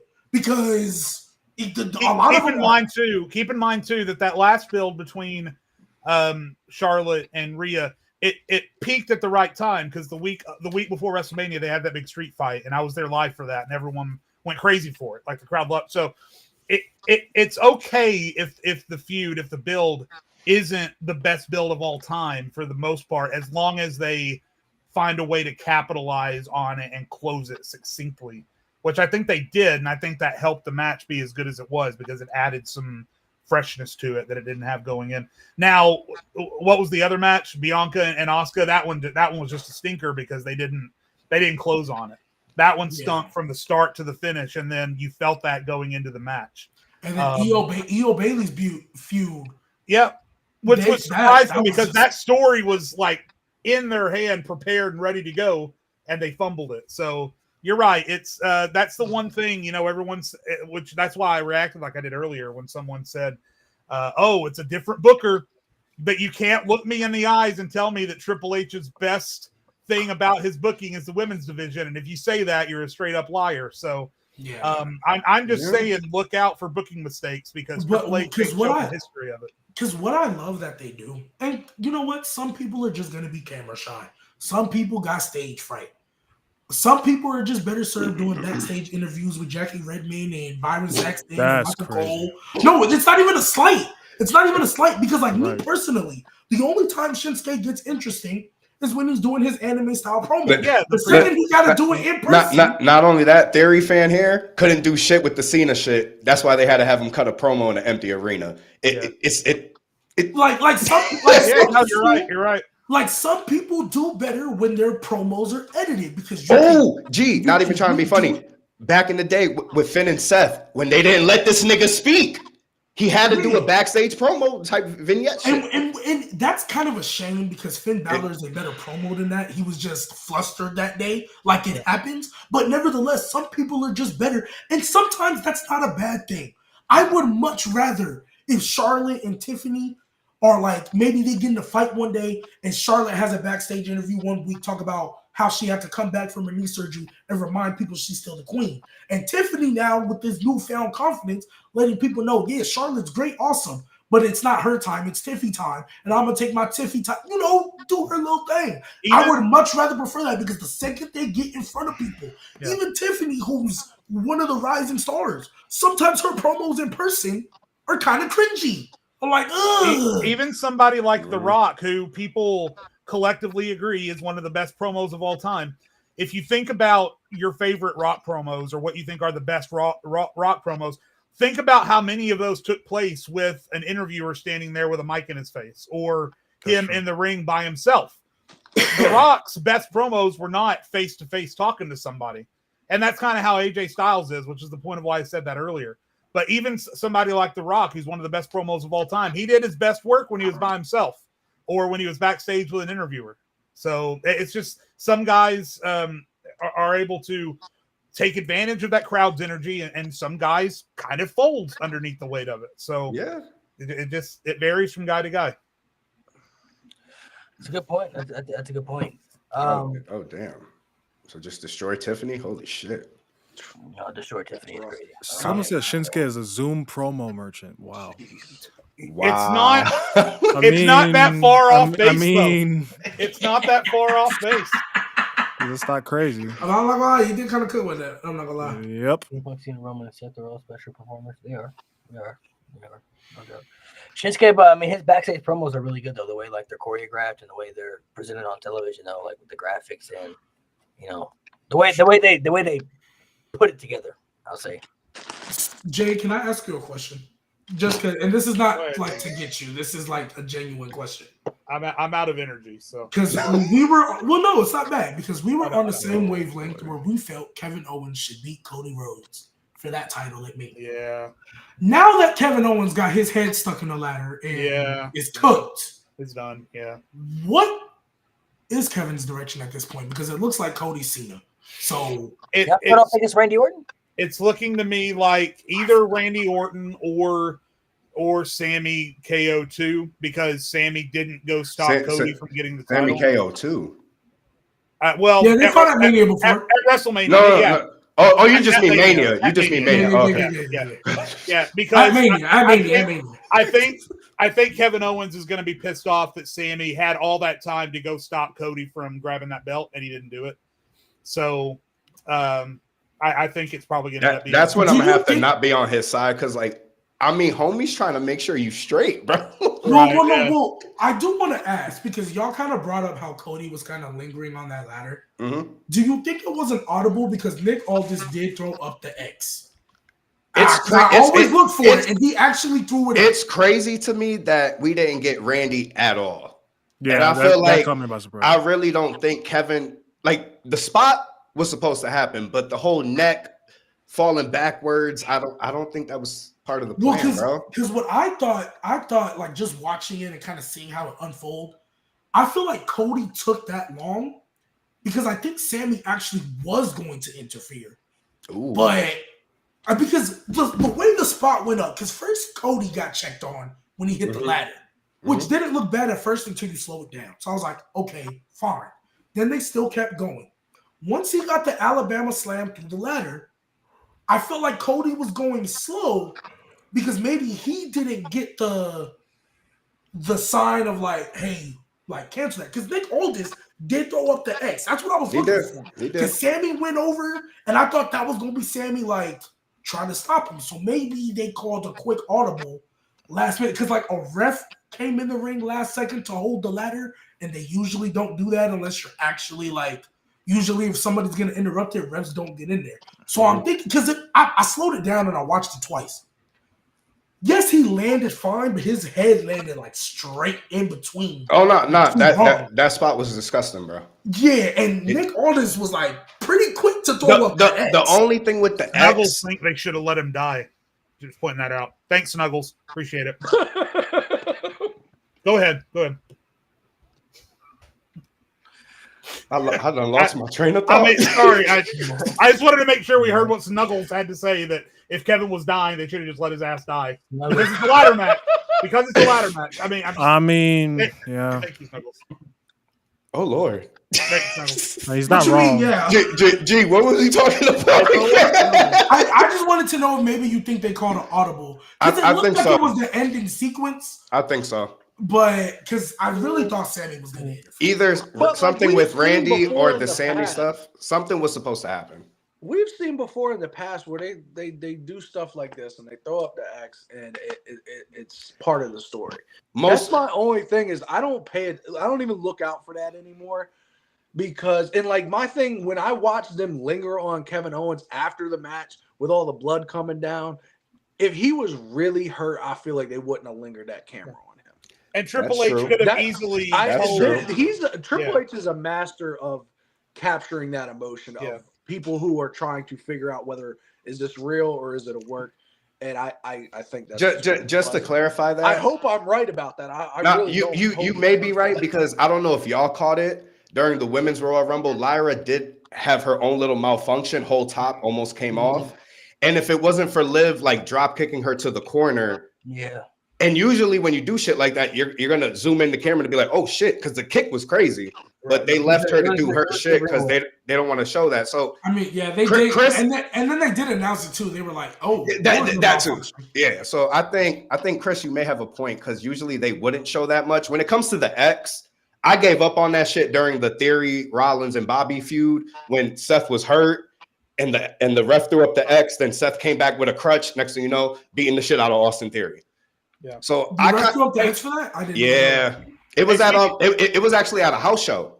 It was a house show match that Seth had. They did the X, and I'm like, oh shit. Then that Raw came. Him and Theory are talking, and he just started. It was a work. So I don't know if that's that. But then that's my thing. I don't know if the house show makes a difference or. But hey, speaking of crutches, that reminds me, and I've got my 6 o'clock hard stop, so I want to ask this now. That reminds me of the tag team match we haven't talked about yet. Oh yeah. Malik, I wanted to ask Malik.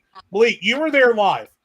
What the fuck was the crowd doing for the first 15 minutes of that match? Because you could have heard a pin drop. That didn't even go 15 minutes, bro. That shit was so quiet. Yo, Jay, I like to think at moments like that, people are so invested into the wrestling that they don't want to. No. They were dead quiet.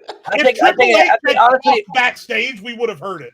I think honestly, it has a lot to do with just how the tag team has been booked, bro. Like I don't think people care enough about the tag teams anymore because did y'all know that was the first time the men's tag team titles have been defended on the PLE since last year? Yeah. It's almost been a whole year since. And it wasn't even those titles. That's the crazy thing. It wasn't even those titles. It's been a whole year since the men have had a tag team title match on a PLE. So I honestly just don't think people care enough about it right now. Like that's how I felt, when the match started. Like I was watching and stuff like that, but just looking around at the atmosphere, I just don't feel like people cared enough about it. Now they cheer when the Street Profits came out. The Street Profits did get a nice little reaction, so they were happy to see them. They were happy to see them, but just tag teams as a whole, they haven't been presenting them like well enough for people. Like there's no tag team you can name right now in WWE that's like widely over besides New Day as a heel factor, and they're already kind of like wishy-washy with that right now because how they've been treated. So who are the world tag team champions right now? War Raiders. The War Raiders. And I feel like they should have had Dominic. That just proved my point. Like that just proved his point. Like who? They should have had Dom and JD win that shit. Like I don't think there's no tag team in WWE right now that sticks out as widely popular, like beloved. Like this isn't like 2 years ago when you had the Usos, Sammy and KO, and then like you had Pretty Deadly on the come up and everything, and people were excited for that. Like right now, there's not. And look at where Pretty Deadly are now. But let me retract my statement. The only tag team that is good in WWE right now that people care about is Axiom and Nathan Frazier. But they have a good presentation. They've been presented very well in NXT. But not everybody even watches NXT. So I can't even say that really because the people who don't even watch NXT probably don't even know who those guys are. Which is crazy. Yeah, I thought it might have something to do. I thought it might have something to do with just coming off the Royal Rumble. Everyone was going to grab a beer and take a piss. Maybe it had that didn't help either because after that match, a lot of people did get up and leave and start to get like food and stuff like that and all that stuff. Yeah. But like, I just think it's one of those matches where it's like not many. Like, how many tag team? Can you name a tag team right now in the WWE that is like widely beloved by the audience? What I'll say is the Motor City Machine Guns were wildly popular for the first 2 weeks. And then and then they slowly got booked into oblivion, just like every other tag team. It's just a damn shame because there's so many great tag teams. Now, I will say, I hope because I think they're gonna do that triple threat at Mania with Profits, Motor City Machine Guns, and DIY. So I'm hoping by the build up of Mania, you think they're at Pretty Deadly too. Yep. So maybe they had Pretty Deadly, which is cool. But I'm hoping at least by Mania, as it's built up, that can have some attraction and momentum. Because I like what the Street Profits did. I like the attitude. Like, man, I love it. Try this. I also love that you had the dirt sheets. I am a Montez Ford supporter, and I will drive that man to the moon if I was the booker. So if the Street Profits do not win them tag titles soon, y'all might see me crashing out on. I would do the same for Finn Balor. Hey, credit to Angelo Dawkins. He had the dirt sheets tweeting before the show that he was walking around Indianapolis with a crutch because he was seriously hurt. And then he comes out with that crutch. With the crutch. Yeah. I was wondering why he had the crutch. And then I went back and I didn't look at Twitter beforehand because I didn't want to spoil anything. I went and looked at Twitter after that, and that's when I found it. People were tweeting before the show, oh my God, Angelo Dawkins must be seriously hurt. He's walking around Indianapolis with a crutch or whatever. So, I mean, you don't see that type of shit anymore. And also too, this is why I said earlier, Triple H is a master at making us think we know stuff and not. I think he genuinely, even though you can say he's the one that broke kayfabe, I think he's genuinely trying to bring some of that back and, not have as many like dirt shits and all that. Because when Alexa Bliss came out, Michael Cole, what? I thought she wasn't coming back. The internet said she wasn't here. I love that. To answer somebody else's question before I get into one thing I want to do before we head off, somebody asked how Jada's pop was. I ain't gonna lie, she didn't really get that big of a pop. Who's Jada Parker? Yeah, that's what I say it's more because I didn't pop at first because what the fuck is that? What the fuck is that theme song? That's a new theme. I thought it was new. I haven't watched NXT in a couple weeks. So I think it is. I think it is new. They just gave it to her like last week. Like it's fairly new. But though, so I feel like there are certain people that people just know in NXT because even like Stephanie Van Kira, Julia, they didn't really get like major pops either. Like they were like major pop. Like some people, of course, reacted, but there were some. Did Lash get a good pop? No, not really. No, she was getting good reaction as she wrestled, though. Yeah, the only person that really got a nice reaction was Roxanne. But she's been. By the way, kudos. We haven't said it yet. Kudos TV, to Roxanne for making it to the final two. That's huge. Wasn't on my bingo card. She was not on my she final has four. The second longest performance in traditional Royal Rumble history. That's insane. Yeah, she set the record for the women, though, right? She set the record. For the women, and she cleared Rey Mysterio.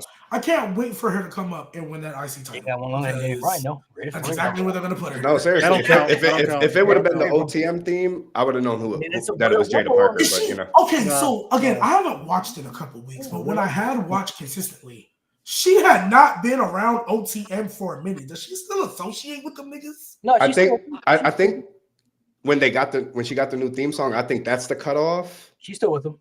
She's still with them. She's still with them. What the fuck you changed the theme song for? She got her own theme because they're separate. Like they're doing their own, like they're together, but they're kind of doing their own stuff. Like they're chasing the tag title. She ain't been. I think because I have them on DVR. I know Oba Femi won the NXT title, but I have not watched that pay-per-view or that match. So when the last time I watched, I just know he won. I've been busy, bro. Basketball season was really kicking my ass. What's it called? Last time I saw her on TV, she literally had not been associated with them for like 2-3 months. No, yeah, they're still. No, yeah, that was the thing. She was associated, but not really, because they were doing their own shit. They're associated, like they're acquaintances, you know. Like if OTM ever had a problem with a female, insert Jada Parker right there, or if Jada Parker was having a feud with a female, they had men, insert OTM. It was that type of shit. Like, oh yeah, we're still here. Yeah, don't forget. All right, so one thing I want to do with you guys before we do head off here, just a little fun game, the pick between the two.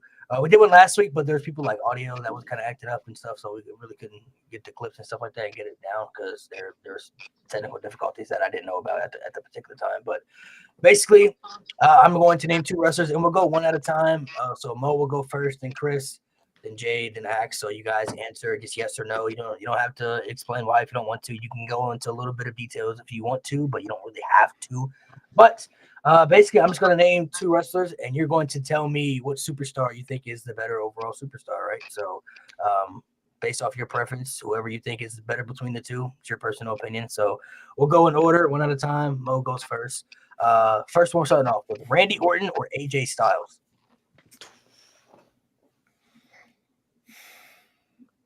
AJ. Randy. What are we doing? Like who we prefer? Who do you think is better? Not who you prefer. Who you think is better in your preference? If we're talking just WWE, then Randy. Who you think is better? Who you think is better? Just who you think is better? Like just a better superstar. Just who you think is better? AJ Styles. AJ Styles.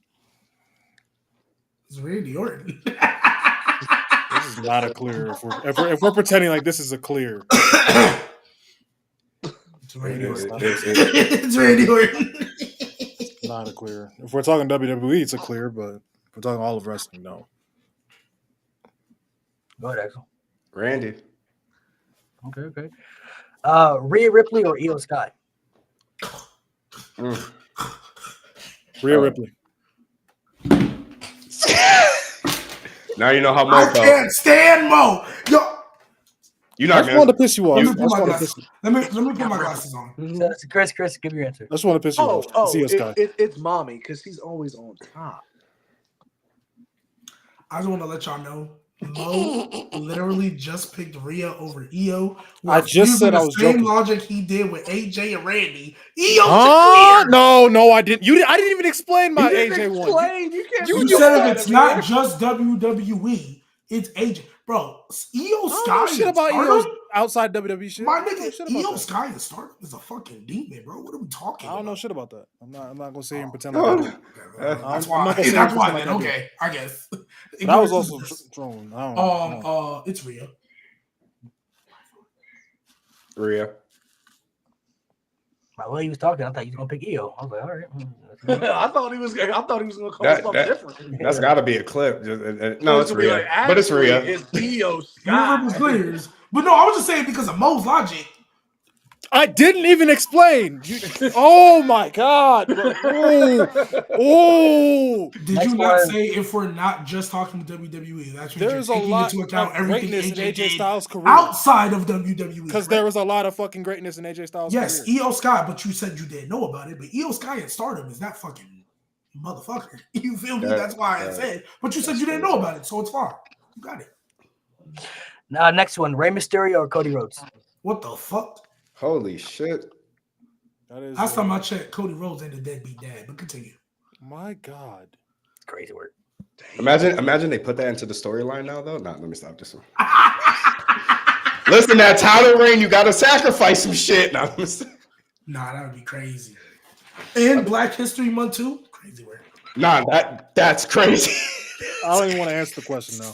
What are we talking about? What you mean? What are we talking about? You don't think Cody about? Rhodes be celebrating Black History Month? He got a black wife and a black daughter. What you mean?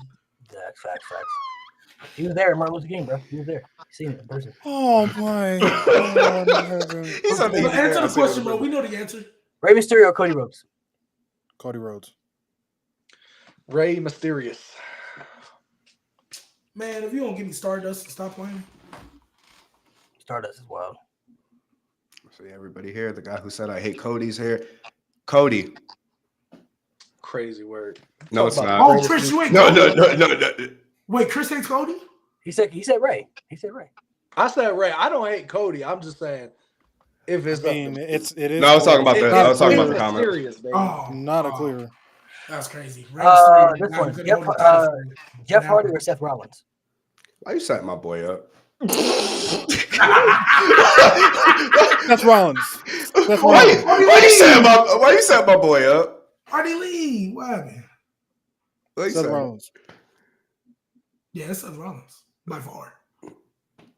Damn it, Malik. Seth Rollins. But this is the thing. Are you doing just WWE like Mo and G are trying even then, I don't know. I mean, Jeff Hardy TNA run don't move me enough for that. No, not even enough. Hey, it's a little bit.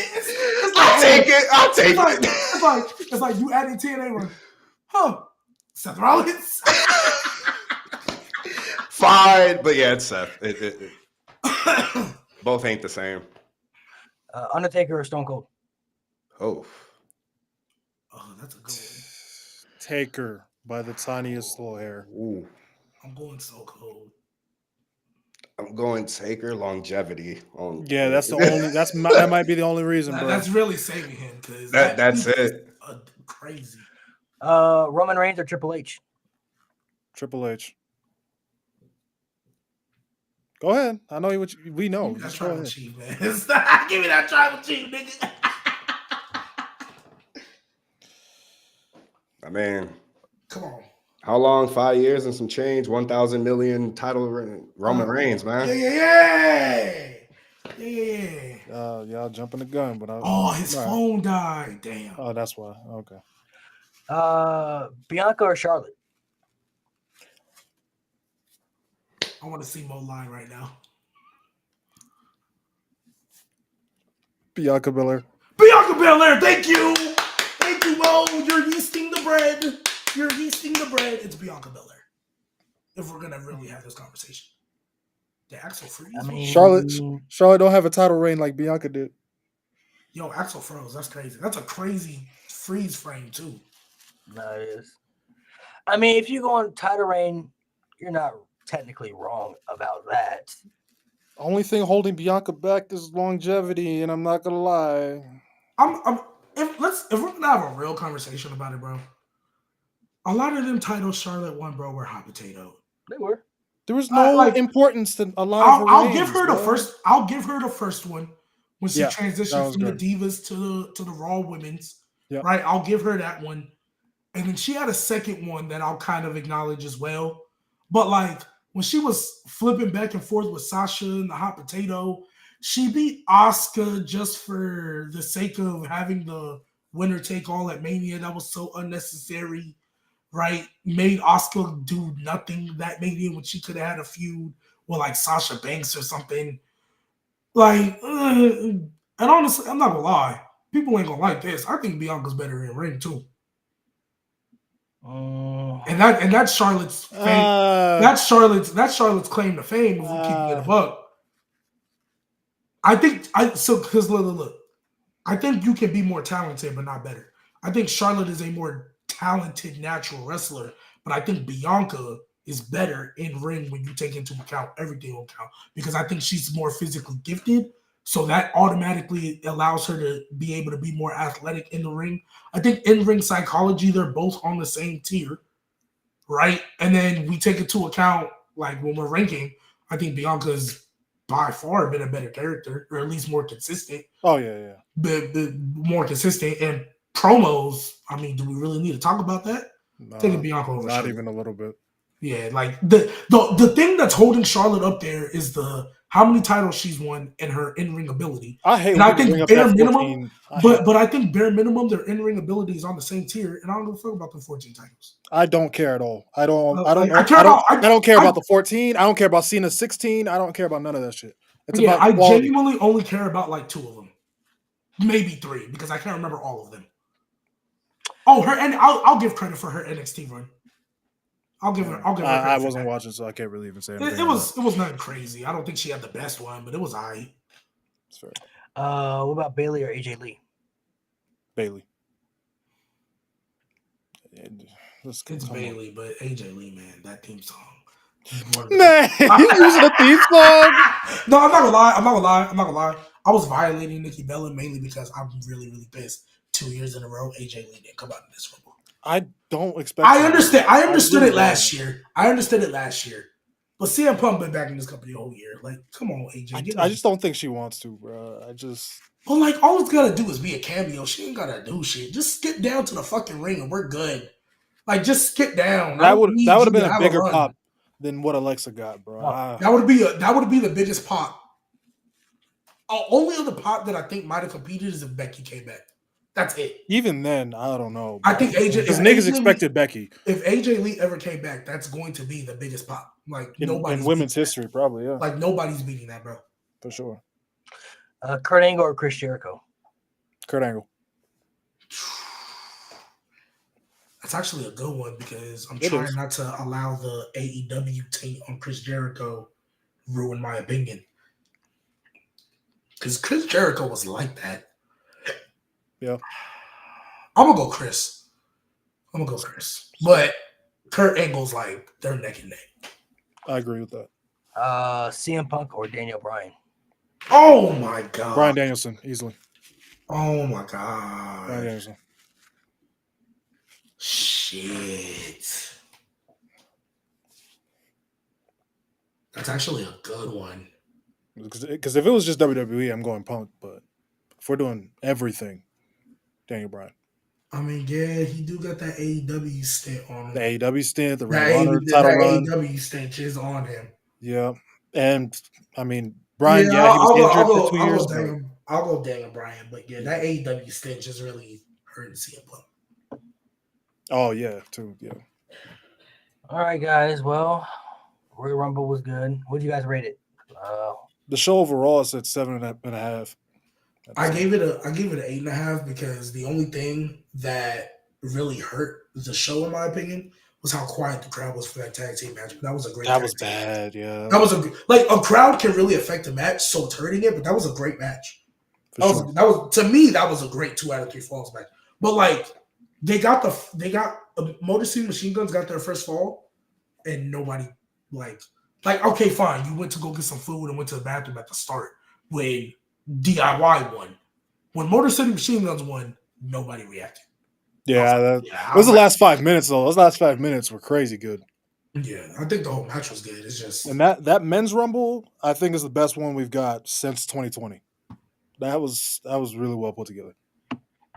I agree. It was really good, man. So, all right, you guys, make sure you guys subscribe to the channel, man. We had over 300 people in here, man. So appreciate the support, appreciate the love. We'll be back next week, man, for some more topics, some more episodes, man.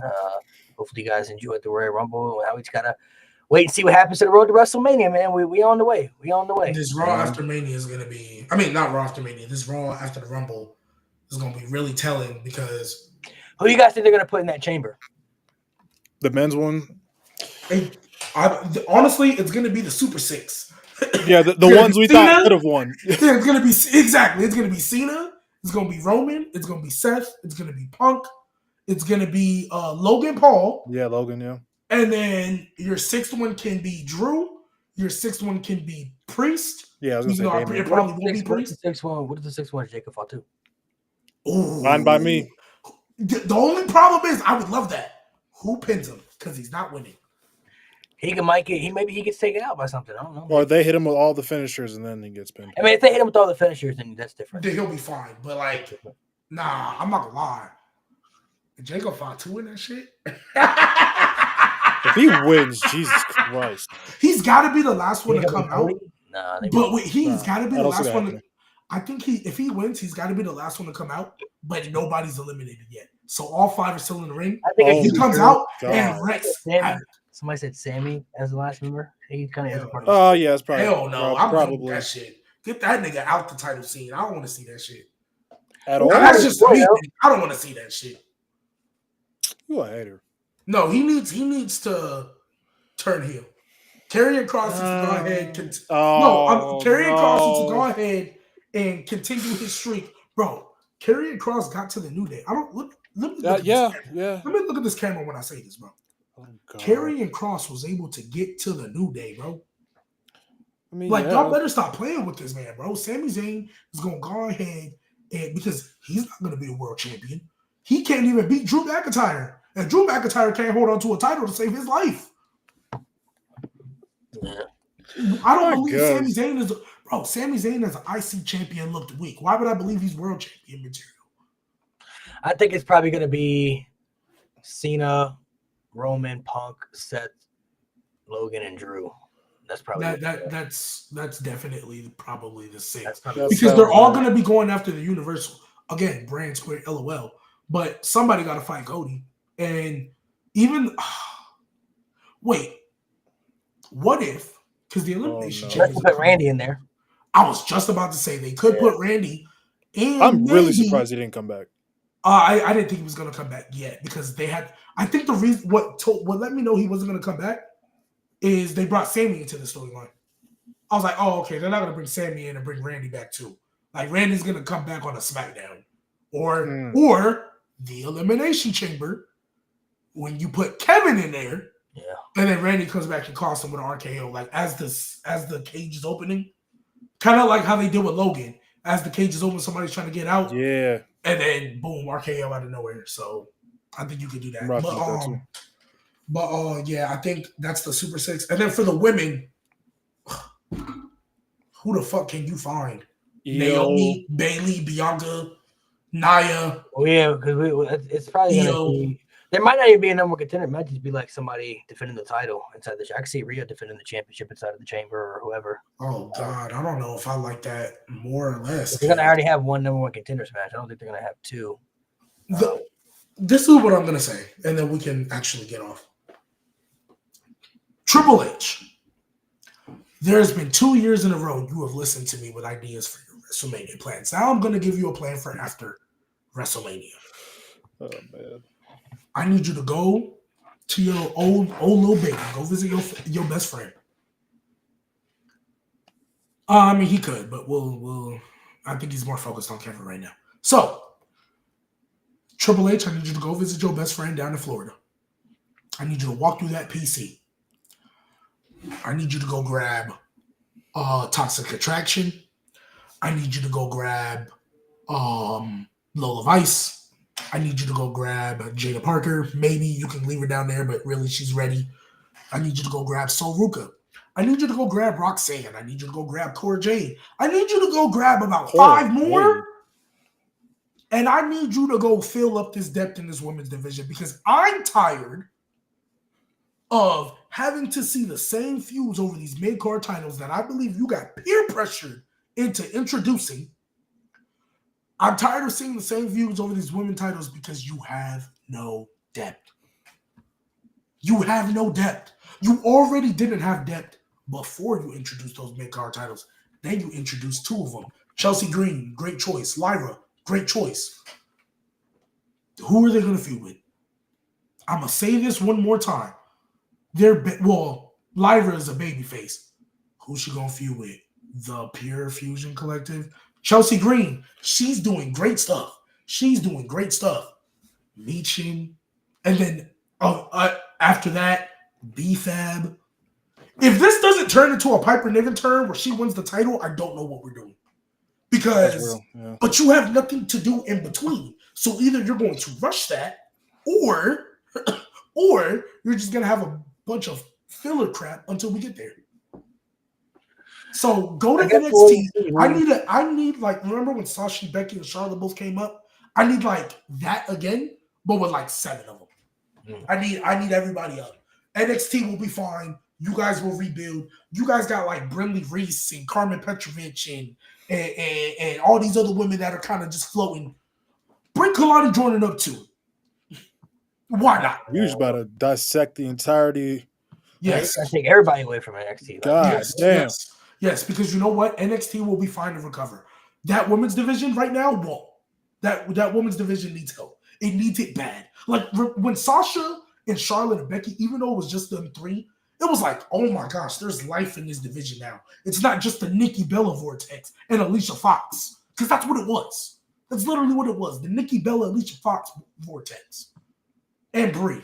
Like, right now, yes, Rhea's a babyface, cool, and I guess Tiffany is somewhat of a babyface too. Yeah. But it's not enough. Bring them up. Bring them up, please. Because right now we're just recycling. Nia, Bayley, Naomi are just kind of recycling title matches right now. Bianca ain't even in the title picture. And where the fuck is Jade? Because I'm ready for them to finish that story. Right. Was Jade actually injured, or is this still just a storyline? I don't even know if that was just like a storyline or real. I have no idea. Deadass have no idea. Yes, he did nothing with Blair Davenport, but Kiana James got injured, so I'm not gonna blame him for Kiana James.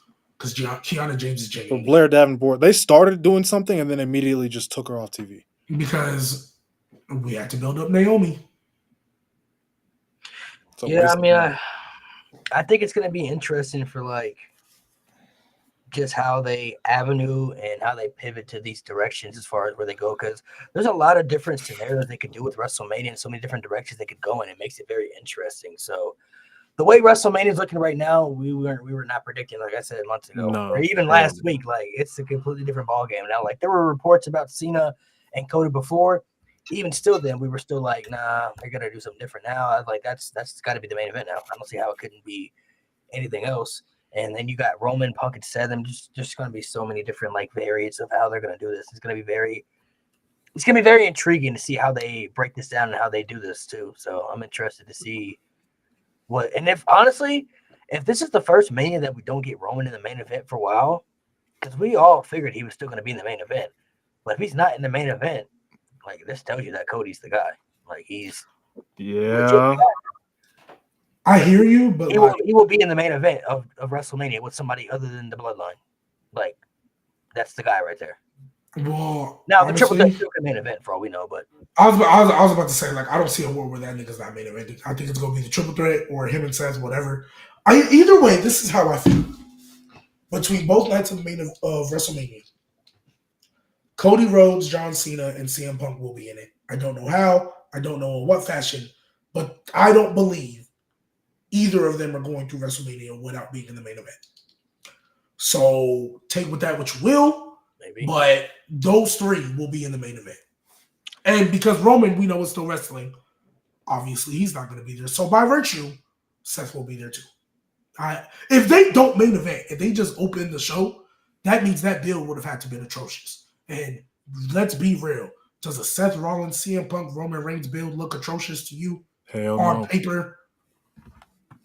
Nah. You know what I mean? And There's Cena, Cody story damn there. sure ain't going to be a bad main event, because this is going to start. Because let's be real. If Cody beats Cena, that's going to start Homelander, because Cody raising them titles will get booed. I don't know, man. I don't know. Oh, well, let me rephrase that. He won't get booed. He'll start getting the Cena treatment. Half boo, half cheers. Maybe. But it'll actually corrupt Cody where Cena didn't turn. It'll actually get to Cody, though. Yeah. And that's how we get Homelander. Someone said CM Punk, Cena, and Cody. CM Punk, Cena, and Cody? Ooh. No, he was That saying would question be mark. And Roman I don't think he was saying triple threat. I think he was saying because I said those are the three that I think no question are going to be in the main event somehow, some way. I don't know who they're going to fight, but they're going to. It's Cena's last one. He's going to main event. CM Punk been waiting for this main event, and Cody's your number one guy. If it was up to me, you hand me the book, just go ahead and do Cena. I mean, I wouldn't have done what they're doing now, but this is still great. I still wouldn't have booked Jay to win. Yeah, I wouldn't have booked Jay to win. I love that. I'm not mad at it, but I wouldn't have done it. That would have been either Cena's Rumble. No. I would give it to Cena. Based on what they've been doing, if he would have gave me the book at the start of Royal Rumble, I would have had Cena win it. Yeah. But if you would have gave it to me a month ago, I wouldn't have introduced Drew into this Seth Rollins CM Punk feud. And what's it called? Roman would win the Rumble to go fight Cody. No, I'm looking forward to Raw. Seth Rollins and CM Punk would have still cost each other, and I would have gave the Rumble to someone who needed it. I'm excited for Raw tomorrow. Raw's going to answer a lot of questions for us. Yeah, I want to see what they got planned. I definitely want to see what kind of ideas they got planned. So, all right, guys, make sure you guys subscribe, share, like, comment below. As always, man. Yeah. Yes. To live your life. You ain't living life as an Homo sapien, bro. You just